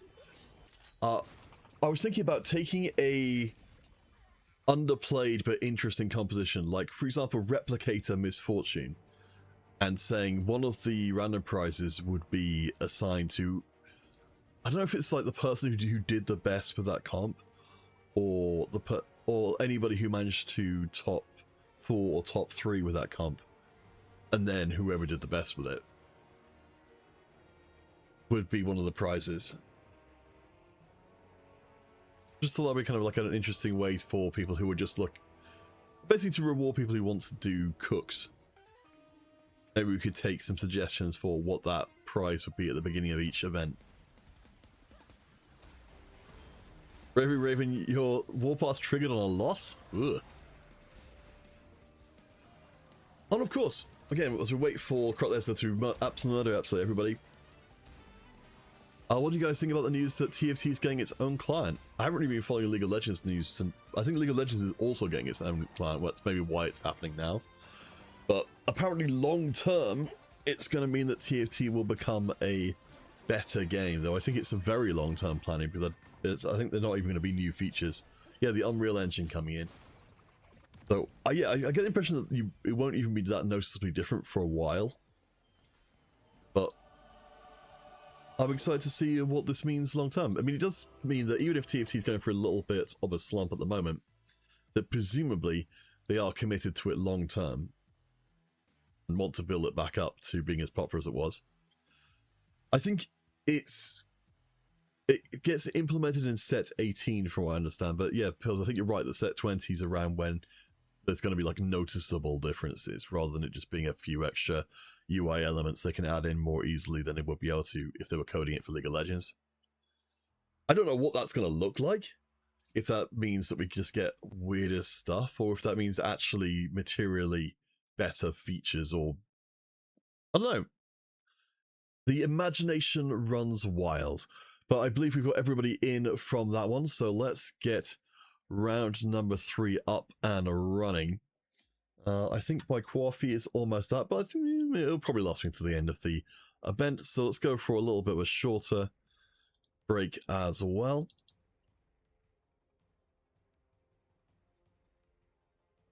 Okay, pals.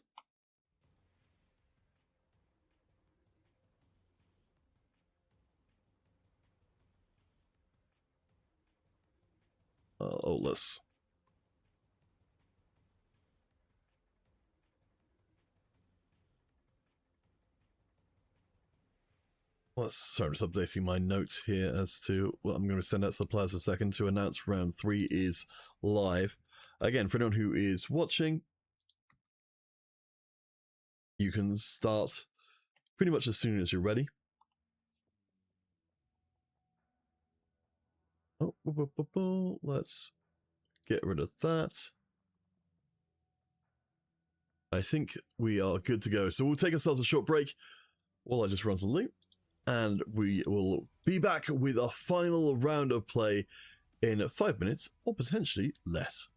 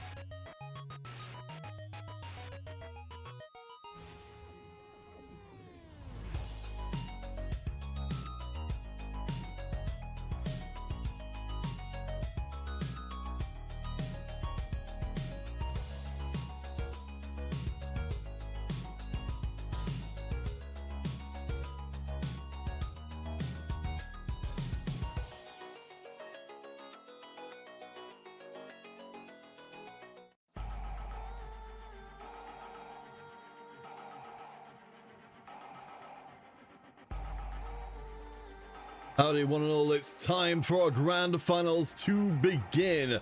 Round 3, lobby 1.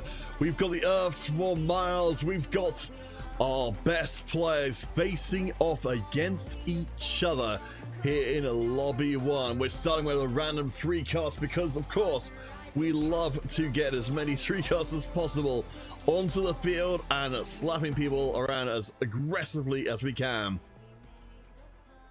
Let's get this one started officially. The final lobby, the final round is here. Coming into this one, of course, Mibi is favorite to win and complete the triple crown.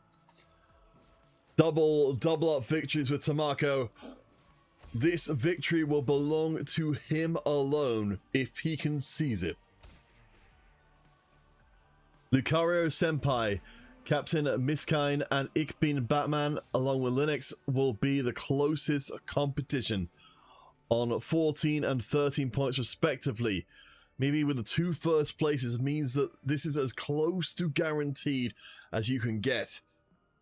If Mibi, of course, wins this, they'll have not only won 3 in a row, but also clean swept 3 rounds in a row as well. So I think that becomes a very long title on the Discord. But we'll see what Mibi has to say for themselves if they can complete this golden road to the very tippy top of what's even possible here at Counters Casual Competition. Again, Lucario Senpai will be the player we'll be keeping a close eye on as well. See if Lucario can make up that 2-point difference and maybe upset Mibi, particularly if Mibi gets taken out in a bottom 4 finish. Same as account for Mibi, play it conservatively. Lucario, very similar. Going to be just getting the 7 gold per stage. So both of them looking for the top 1 boards. Mibi in the chat putting the thinking cap on. It makes a lot of sense. Legendary boards, they're the way you get the first places for the most part. So our 2 top ranking players right now are both heading in that direction. Ich Bin Batman will also do the same thing, but with a alternate path. The calculator loss means that's a lot of extra money coming in. Actually, quite a lot more money than some of the other ones are. It goes up against Captain. It looks like we've got 2 players trying to lost streak. Captain's going to actually break, well, I'll say break the streak. Will not start the streak from the beginning of the game, which I suppose is less bad than it could be. But having slammed Ginsu's with the anima is a really interesting choice. Even Batman, of course, not slamming anything. Doesn't have anima active himself. Up against Captain. We'll keep an eye out for what Captain's doing a long term, because we wouldn't necessarily have expected that to be a great start. Linux will be moving into commanding position with a Dark Star and Sniper. Jeez, that's a powerful combination between the 2 of them. So Linux will have a very strong late game and actually be able to access the Dark Star 6 ahead of schedule. Should make their mid game pretty solid as well. Right now the board's a little under strength compared to what it could be, but as we see, it could be Batman, sorry, the Lucario Senpai and Mibi are both playing weaker boards, so I don't think Linux will need to necessarily play super strong in order to be able to dominate. In fact, yes, we've got 3 different players who've all got augments that don't do anything right now. So I think win streaking in this particular lobby should be fine. Mibi does actually get the win, despite having, again, the just Xignia's account managed to find a very early Kaiser. So Rogue and Darkstar activated. I don't imagine Mibi wants to be spending money, though, on any kind of, meaningful board. Having the Brawler in place, I mean, that's a good, 3 trait early board, but you've got the 2 items. I mean, having the gold start with the savings account is certainly solid enough. I think at this point they'll just be trying to dodge Linux for as long as possible, because they sure as heck can't beat them.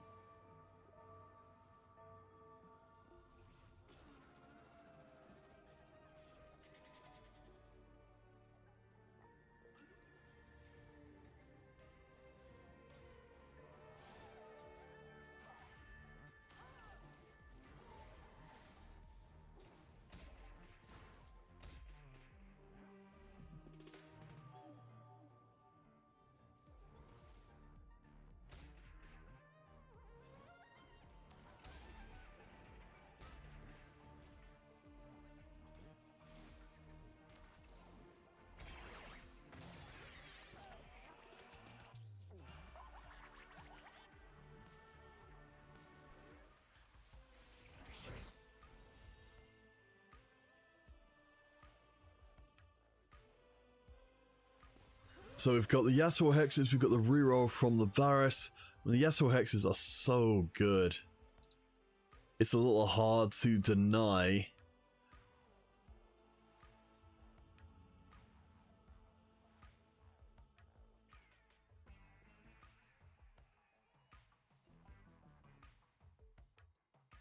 Apologies, just taking care of some admin stuff on the side. But I'm back in and focused up. So Linux able to hold on to the weak streak as you expected, maybe ducking for the time being. Let's see, so it's the 3-cost shop. Okay, so it looks like, interestingly, maybe he's actually gonna... Okay, I was gonna say, like, presumably they're not gonna be going into trying to make this an actual Dark Stars setup to try and compete with Linux. But instead, it looks like we've got ourselves, yeah, a pretty reasonable alternative board, which is Samira, which of course we'd expect to be able to compete at the highest levels up against Lucario Senpai. So Lucario has definitely stepped back from any attempt whatsoever at win streaking, whereas maybe will pick up gold from the win streak instead. As long as they keep docking Linux, then they can get away with it. One more round for that to happen as they both maintain their streaks. Maybe, of course, with the gold star a little bit further ahead economically. Lucario, again, the main challenger for the #1 spot, sitting very far back. Only a 3-round loss streak. Unfortunately, doesn't manage to find the Pantheon to enable some farming up some rerolls for later on, but item set is a little loose, so we'll see where this develops long term, but certainly not intending to slam anything, and I imagine I'm very much happy to just take another L. Ibn Bama sitting in the middle, does have Timebreaker 3. Might have got... Okay, no, does get away with it this time round. Up against Tarnish with the... Well, looks like to be a Lulu reroll board with early learnings. Interesting. Maybe Walls... I'm not even sure what we're necessarily going to end up with there. I suppose we can just use it as a general off-strength add stats augment, but given how good it is, I suppose, to be fair, given how much they buffed early learnings, maybe it's actually still worth playing even if you're not running the 1 cost. I don't know. I suppose we'll find out. So Linux manages to keep the win streak going. I think Mibi may have run across, yes, Linux in the previous round. I think, honestly, Mibi got quite fortunate to be able to get as many wins in that first stage as he did. Punish moving into a fairly commanding position. The early learnings, I think, only the 8% attack damage and ability power. And now, well, by the time we've got to this point, 13%. Isn't, yeah, maybe I'm just going to start to be convinced maybe we can take this just as a give the team some amount of aggressive stats and just don't care about the doubling up on 1 costs part of the equation. Punish is at level 5, so it's not impossible, but the items don't scream to me that we're going for any kind of further shenanigans.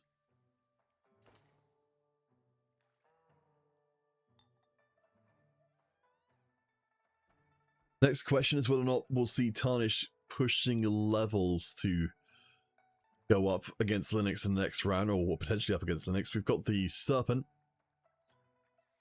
which is not too bad at all. I can imagine that we are conceivably looking to be playing more towards Xayah longer term, but it will be Tarnish versus Linux in this round, so this is the 2 win-streaking players against each other. I was curious to see if Tarnish would actually slam the Ionic to give a better chance of winning, but given how strong Linux is, I don't know if that makes a difference anyway. To see the front line gets knocked out very quickly. If we had maybe a 2-star Jax, which would be a very big high roll, unfortunately we can see Linux is already courting the Jaxes to their side of the field, so I think this was fairly inevitable if you ended up in this matchup. The Linux remains in control. The streak continues into stage 3.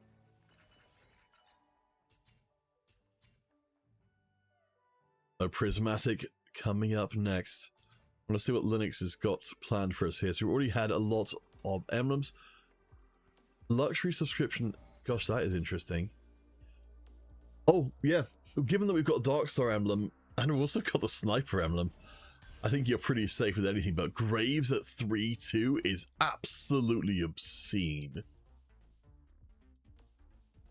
So let's check. Linux's score right now is 13. So they're one of a trio of players, Captain and Nick being Batman, who've all got a chance to be able to potentially win, but they need Mibi and Lucario, ideally both, to go out pretty low.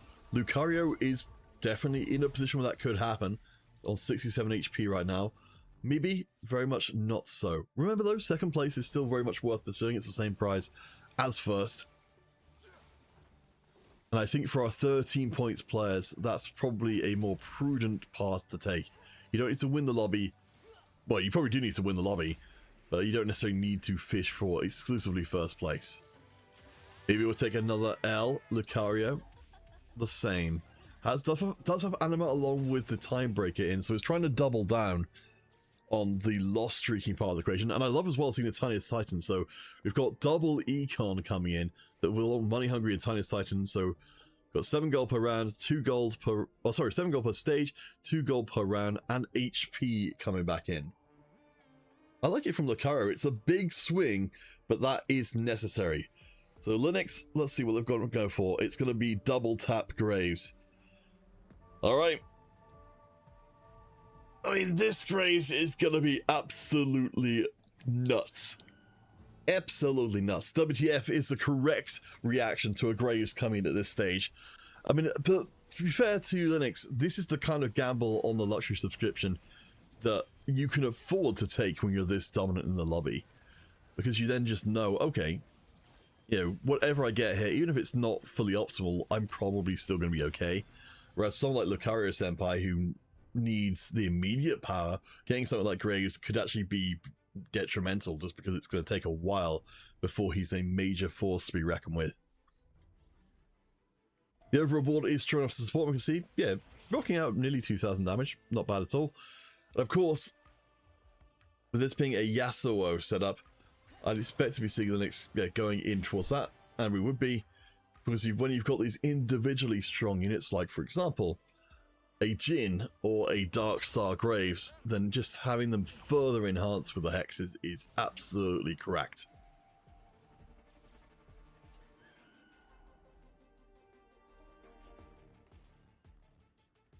Imagine we'll be seeing the double tap coming in.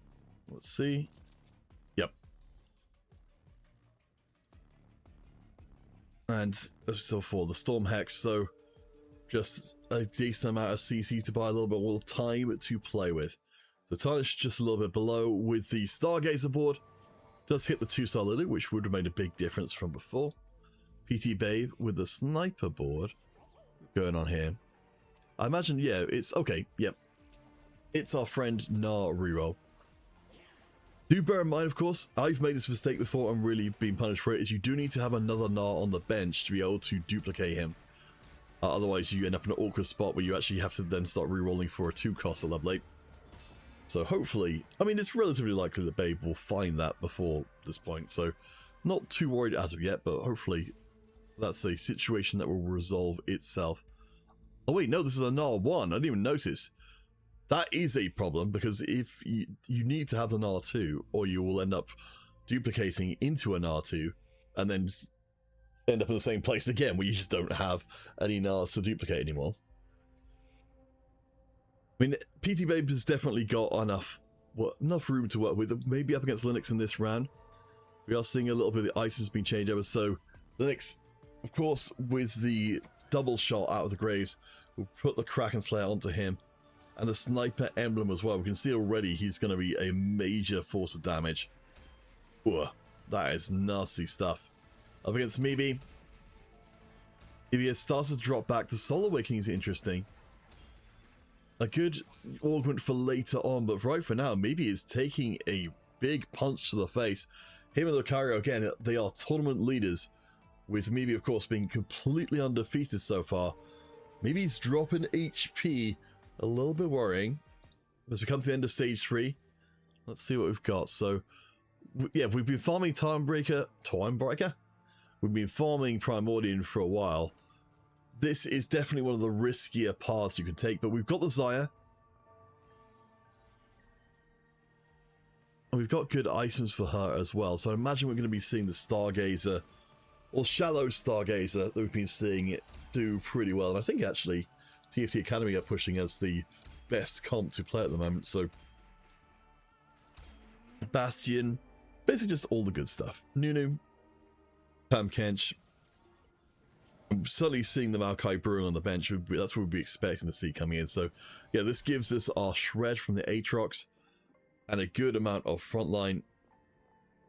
Imagine we're looking for more Nunus. We might get tempted by fighting the Vex a little bit earlier than we would have otherwise been expecting. Okay, so Stargazer's in place. Tyrek is in place as well. I like this as a very nice sort of transitionary board.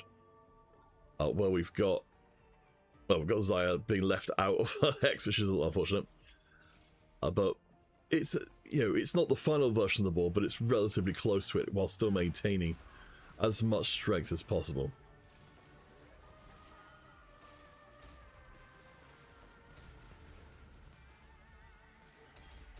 Igby Batman, the opponent for this round, is the lowest HP player in the lobby. This will be a disaster for him if he gets rolled over, and that snowball will stop for nobody. That's a big old win. So maybe stabilizes his position. Igby Batman goes down to 8 HP. I believe Igby Batman will be let's see. No, he's on 13 points, so he does have a decent chance. But I think he might have run out of runway. Igby Batman can sell up and try and put together a legendary board on a budget. But I mean, you've got enough rerolls to make it happen, certainly. Needs to be done very quickly. The Graves. Deciding against Sonas. Oh boy. Let's see. So, okay, we've got ourselves a decent amount of the units. I don't know if we complete this board in time. Igby Batman is a very, very good player. So I'll give him credits for the ability to do it. He has ignored a few Jins so far, and I wonder if that might end up costing him. So we've ended up with a Blitzcrank 2 and a Vex 1, I believe. Yes. So we'll have to see if this is good enough to keep Igby Batman alive. The third item is put into courtesy of the treasure chest. I think this might just be good enough. And getting onto the backline carry is real good news for Batman. So stays alive, gets extra reroll, or has the spare reroll rather, to try and make this board stronger, but I am not feeling confident about Batman's chances. Next takes the L. Maybe the win, and Lucario the win as well. So our tournament leaders both managed to arrest their descent into the lower bounds of HP. It's not off the table. We could be seeing our first elimination very soon. PT Babe. Okay, there we go. We've got the duplicating Nars. We're up to 6 of them. So my concern from earlier on will not be validated. We've actually also got a full duplicator and a full Rammus too as well. Jeez. Good finds for PT Babe. With this much HP, they should be able to coast for a while. Up against Linux, we can now see the Graves up to 3 items, as well as, of course, the Sniper, including the Sniper emblem, will continue to get stronger as he goes. I do like the combination of attack speed and raw damage output. Remember the Sniper, of course, giving that damage amp. In this case, though, it's not enough. Linux will take the loss. Still the most HP in the lobby overall, as Igby Batman on the bottom takes the win. We're not seeing the relative HP moving too much as of this round. Igby Batman trying to spend everything he has to try and stay alive.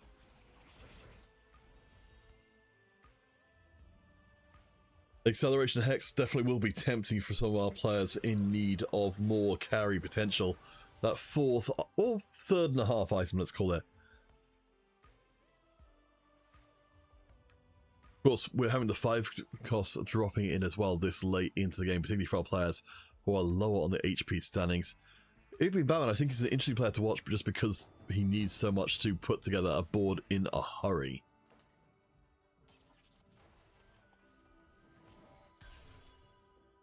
Gen 2 is nice, and it's going to be factory, yes, for the assault frame. This is entirely a Vex board, but finding the Vex 2, cool, I didn't even notice that one happening. That is really, really good for AP and Batman. I think at this point I would be prepared to... I think the thing is there's going to be one board at least out of the whole lobby that can beat you. Especially considering that you're only really running... In fact, you're not running any combat augments at all. This could be the board that does it. Igby and Batman, I think it's got a chance to go for 6, but I would be shocked to see it be any greater than that. Desire Stargazer board on the other side, just the actual overall quality of the board is really, really good.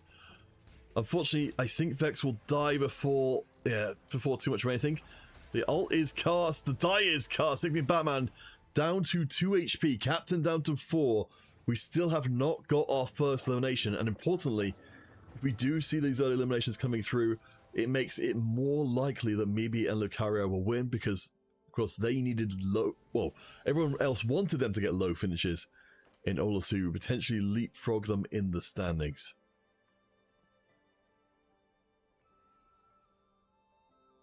Igby and Batman looking good. PT Babe up the top with 69 HP, the next with 64. The next board, yeah, will continue to get stronger from here. We see tons of money in the bank, and that Graves who's been brewing all game long. Tarnish for the time being, I'd imagine could well be stronger in the immediate. Only 1-star Zaya and 1-star Jim, but the rest of the board is very, very good. The Tam Kench is an absolute rock of a front line. I do not think this Graves can cut through that much beef. Linux keeps the loss streak going, but again is the one player who can afford to have it happen. If Batman gets the win at the bottom, I think Captain will be our first one out, courtesy of Tarnished board. So a top 7 remain in place with Lucario Senpai starting to build up a head of steam. Remember, this is our player with a double gold income. And also, another Zaya and another Graves. I don't think this is the board I was looking at before, but... all sorts of tires today, so I do apologize for my brain not working too good. See, so we've already got the shred, so we probably don't care about that. We don't have anti-heal, so we might be looking for a red buff. As it converts to attack damage. No, goes for Giant Slayer. So we will need to find a third carry for the Lucario Senpai, as this PO, I believe, was our random player. Or one of our random players gets knocked out. Igby and Batman stays alive. Does find the Graves too. Ooh, boy.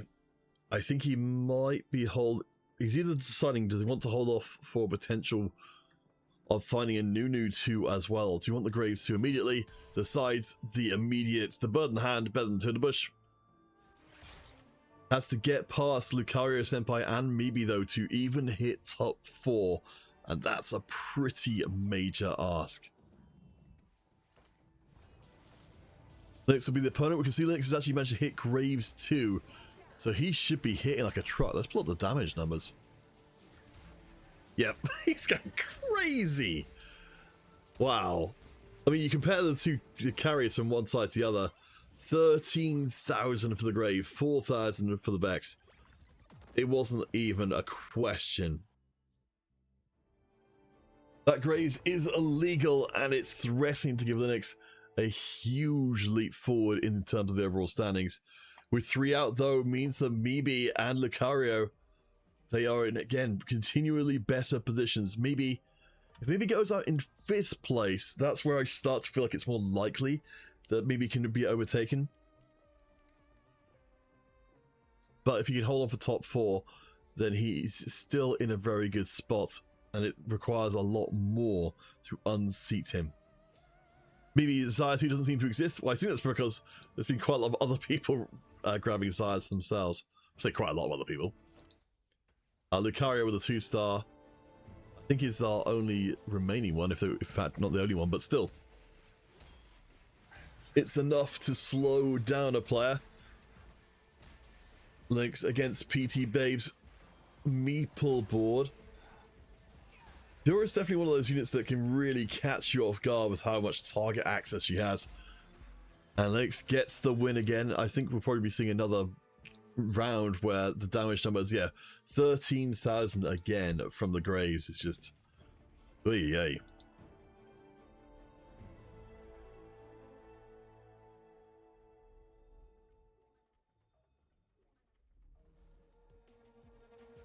We even got the upgrade for the Jin as well. That's craziness.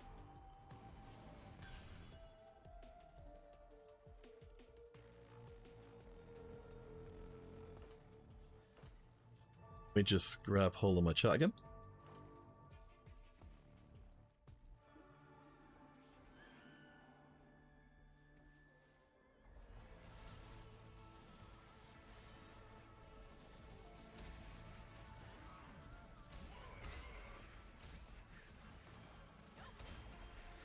There we go. I mean, Linux seems to be the player set up to just win at this point. This craze is, it's so ridiculous. We've got the extra range, we've got the fragments. Yeah, I mean, just raw DPS is absolutely off the charts, crazy bonkers. I will give credit though, Linux did generate the position where this was even possible. PT Bay finds Gnar 3, so that's the meeple board in place. Not 7 meeple, interestingly. Pick up a little bit more from the other traits. Feels Xayah hasn't existed. Xayah 2 hasn't existed since PvE. I think that's a valid interpretation. PT Babe, looking at the potential of a Rammus 3. That, of course, will trivialize pretty much anything. I think if we had Meeple 7, I would feel more comfortable with this. Though it does take a very long time to print them all. Oh, we've also got the Champion Duplicator as well. So PT Baby is still not that far off of potentially putting out the 3-star. Maybe on the other side. Struggling to find the Xayah 2. The DPS just isn't there and maybe is close, very close to getting knocked out in a bottom 5 finish. Which would definitely open the door, particularly to Lucario and to the rest of the 13 points players.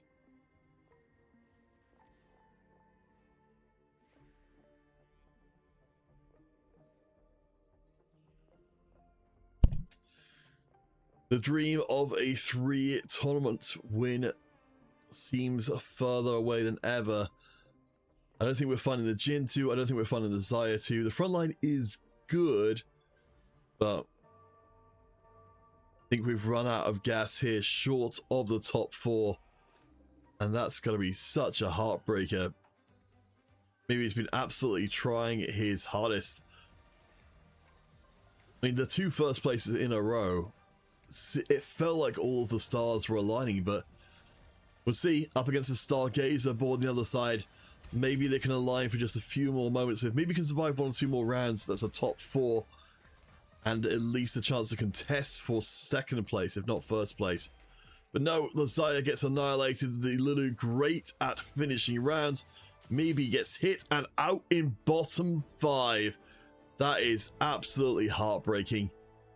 Maybe's run for the 3 tournaments in a row ends here at the end of stage 5.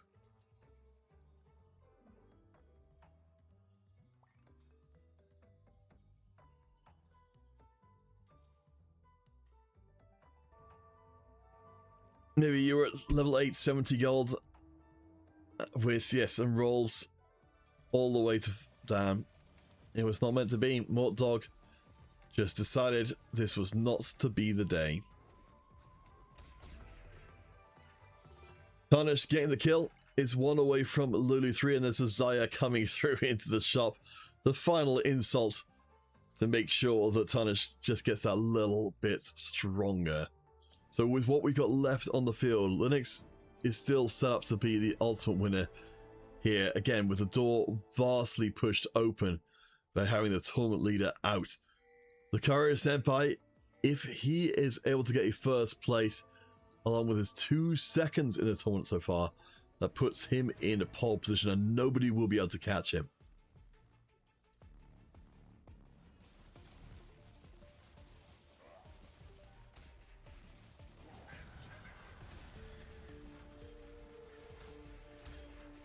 Oh, you're right. Maybe Tarnish is a random player. I didn't even notice that was the case because they were playing so well. That is, that stings even all the more. Lucario Senpai will pick up the torch somewhat with the Xayahs.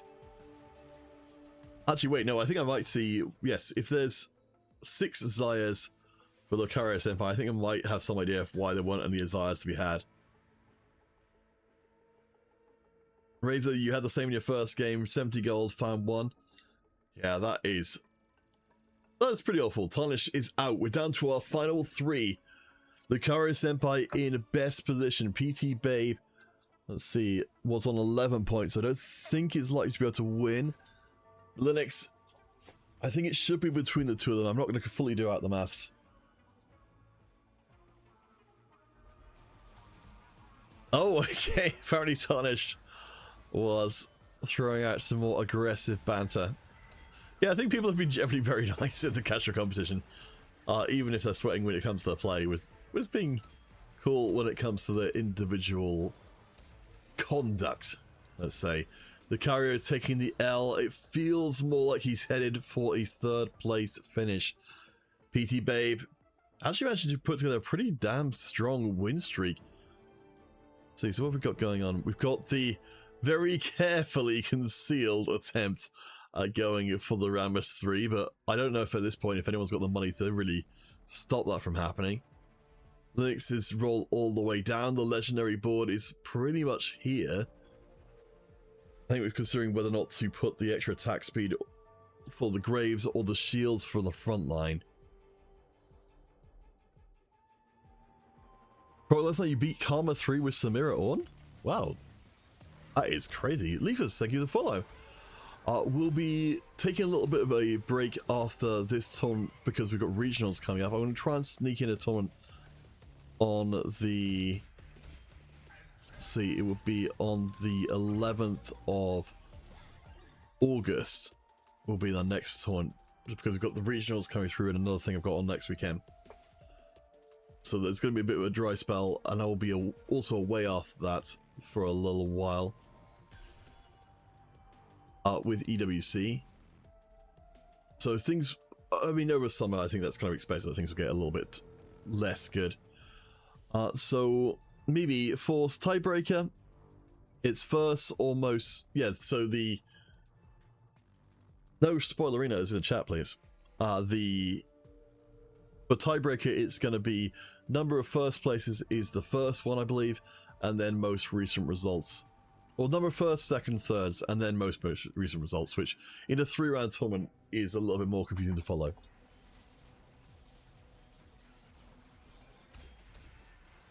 Alright, so Linux versus PT Babe. I would have imagined, well, they're both win streaking at this point, so I'd imagine the Graves, given that how many upgrades he must have at this point. I've not even seen Aim Assistant before, so that's just sort of doubling down on the sniper effect from before.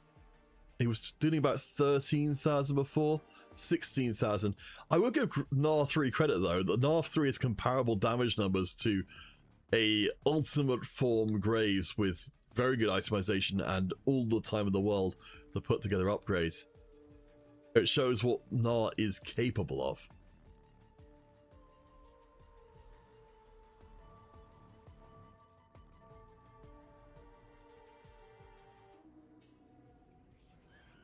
Let's see if PT Babe can punch through again. Again, PT Babe, tell me this one.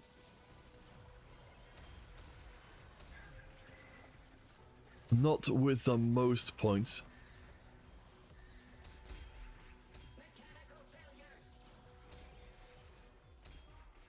Linux with a second and a third. Looking for the first place. I don't think... Well, so we've got the way to PBE. This does give ability for PT Babe to be able to spend a little bit more time on finding the Rammus 3 that I assume would be a victory, but you can never tell with a 3-star. We need just one more Rammus to make that happen, so I imagine Linux is probably benching one. Yep, exactly as expected. And a second would make it impossible.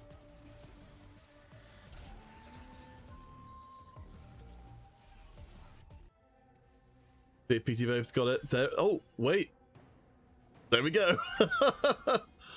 PT Babe finds a 3-star Rammus. I'm still not completely convinced that this isn't dealable with by the Graves, but Let's see, do we pick up anything new? No, it's going to be another 3 rounds. Okay, so that Graves is pretty much done.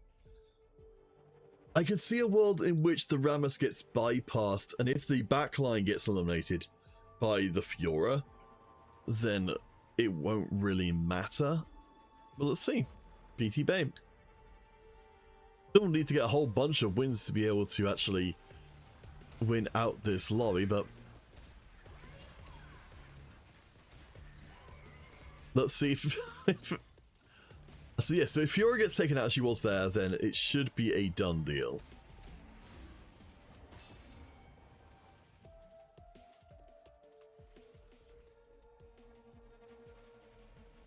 Oh, I see. People were not spawning in the chat. It was referring to some of the lower finishes.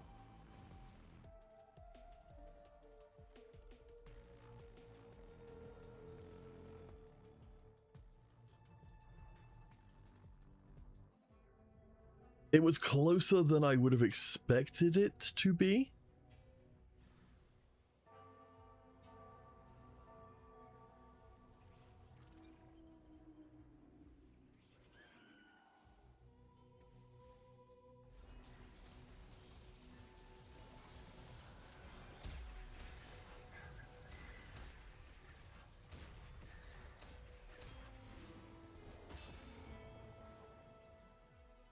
That's another Linux loss. I mean, I can't see a world in which PT Babe does not win this one.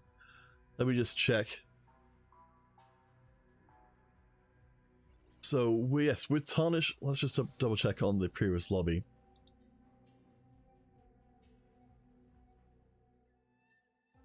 So, yeah, maybe, yes, we'll have gotten a 4th place with the Tarnish being invisible in the standings. Okay, it looks like that's already been corrected. So, we'll come back to that into a second.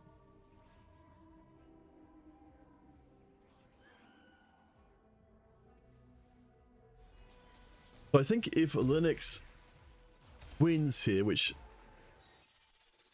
seems impossible to do, but there we go. PT Babe finishes off the job with the Rammus 3, plays spoiler in the final part of the lobby.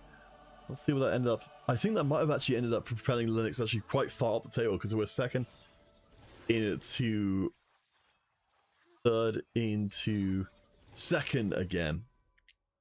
So let's pull ourselves back to my screen and see. It looks like the tiebreakers have figured themselves out. So let's... Oh my gosh! So it looks like, yeah, because PT Babe, who was quite low on points coming to that one, actually ended up winning that lobby overall. That brought down the overall points at the top by quite a lot. And it looks like Meavy with a 4th place finish, thanks to there being a random player in, has actually managed to pull victory out of the jaws of defeat. Not perhaps the most glorious of endings, and not the most glorious ways to get the 3 tournaments in a row wins, but a win nonetheless. Maybe, I think, gonna end up being taught the a little bit of humility towards the end to say, you know what, you might have accomplished something absolutely incredible in getting 3 tournament wins in a row, but we will throw in a little curveball at the end to remind you that there's still space to grow. Oh my gosh, maybe if you want to come and join the voice channel, I'm just going to start setting up for the end of the event. So maybe is our champion and 3-time in a row winner in second place, Linux, which I think is, I'm assuming that's Lynx. Let's just double check. Yes, it is. It's our second place winner. Let's see. Oh, there we go. I will drag maybe up. F. No, my Discord sub is too long. Maybe, welcome to the stream. Congratulations on getting your 3 tournament in a row win, even if it seemed like it was almost going to slip out of your hands. Yeah, perhaps not the greatest finish, but yeah, I think the first 2 games sort of made up for that, because there were games where just like everything went right, sort of. And the last one, I still think it was like a good performance, but just could not find the Zaya 2 at all.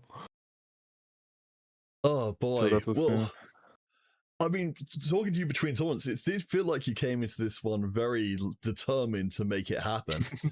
I know yeah, I was like, yeah. No, please.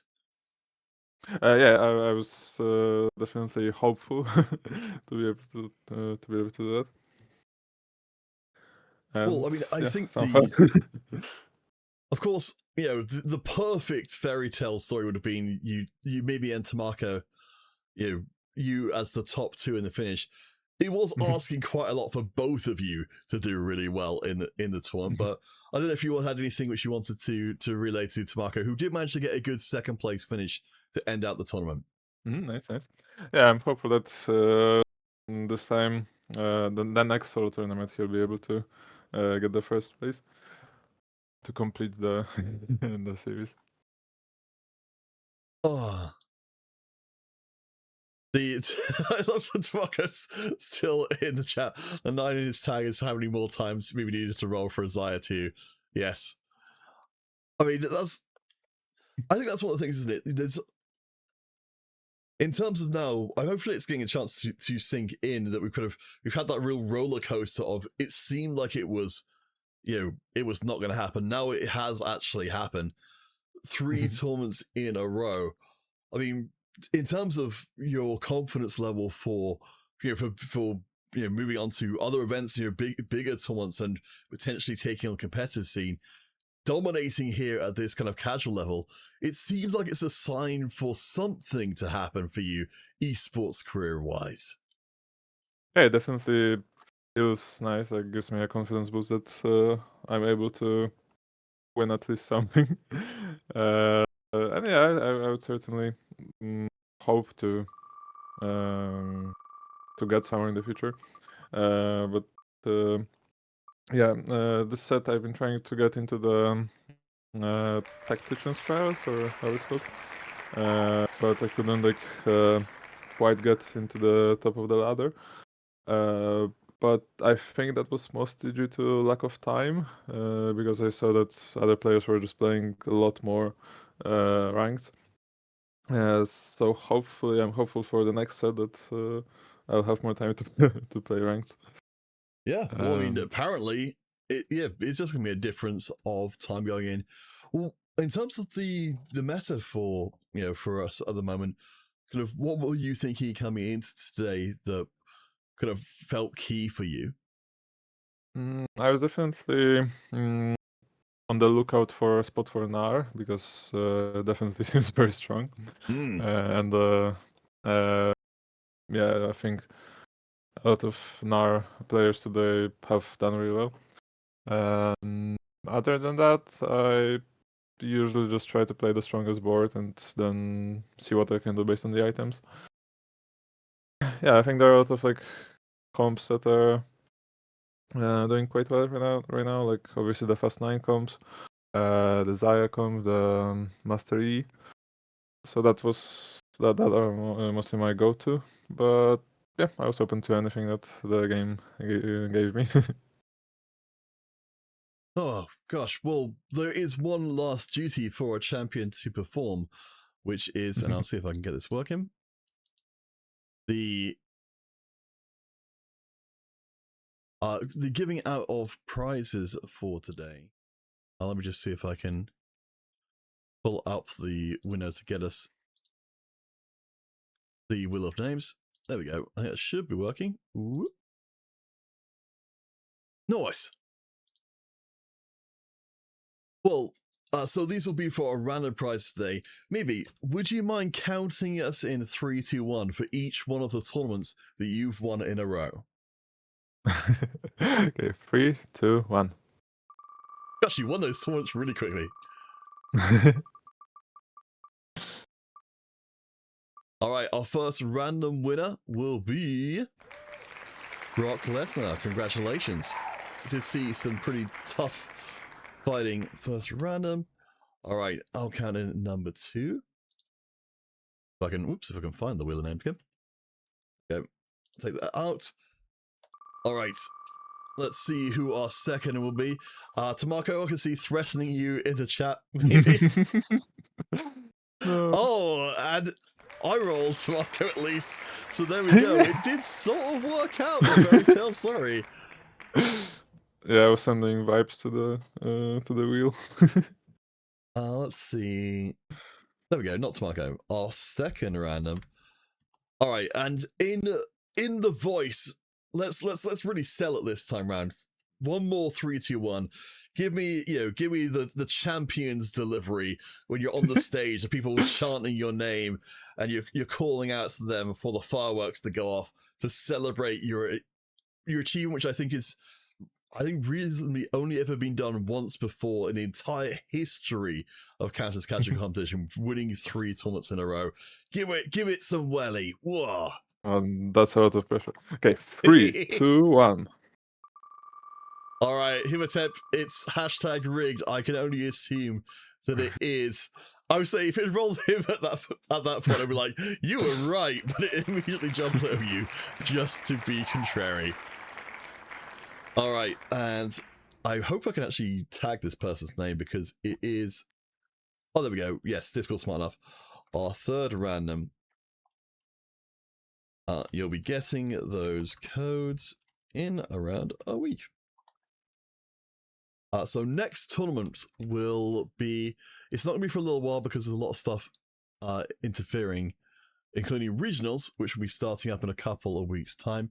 The next tournament I will run on the 11th of August. Reminder and sign up forthcoming. So got all the tags in there. Well, champ. The big question which everyone needs to know, good job, is, I mean, I know you've had a little bit of time to think about it. Obviously, take all the time you need, but do you have a custom title that you have, decided would be appropriate for this level of achievement? I have no idea. I would have to think about it, but if you think of anything, I would be down for anything that you give me. All right, I'll put it in the chat. Yeah, maybe the chat can vote for it. Polish diva. I was like, Sure, yeah. I'll take it. Wait. Oh, do I mean July 11th? I think I may be doing July 11th. My apologies. Yes. Pills, thank you for that. I'll just change that on. Yes, that's right. It's because of before I go away. So thank you. I'll quickly put together a event for that just so that there's a reminder. That's right. So the 11th of July, 9:30, and that will be a double up, because why not? Because we need to see more me being Tamako. That's the real reward. Yay. Right, and I'll just post that around the place. So Mimi, is there anyone you'd like us to send a raid across to? Anyone that you know or just think is good? I have no idea, because I don't watch a lot of streams.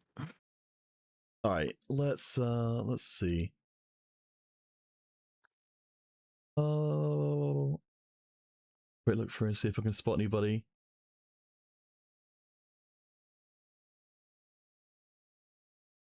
Oh, there's someone, Lio Noctis, who is fairly new and chilling. That seemed like a nice person to say hello to. But yes, so let's get that raid set up. I want Lio Noctis. So next tournament on Saturday, July 11th, and that will be a double up tournament. We'll be expecting to see the Polish diva the triple champ, Mimi, and hopefully Tamako back together again to go for a 4-off, just because. Why not, really? At this point. Hopefully, But again, congratulations, Mimi. You have Thank made you. an achievement again, which has only been done a single time before in the over 118 tournaments that have been run here in the casual competition to win 3 in a row. Also, while being roasted by Tamako the entire time, which is its own strain of difficulty. Congratulations was a once more. pleasure, yeah. Shout out to our triple champ. Maybe just before Thank we you. go, I'd love to give you the final word here. Is there some sort of wisdom or thought you could give us so we can try and take one more step today to be a little bit more like you in our future TFT? I might be able to get my cat to say something. That would be the perfect thing. I don't know if you can hear her.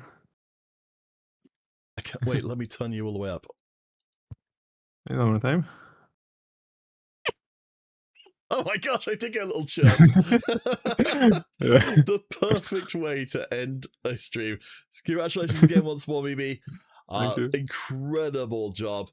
We'll see you guys on the 11th of July for our next double out competition. For now, let's go across and say hello to Leo Noctis and have a great rest of the weekend. Bye bye.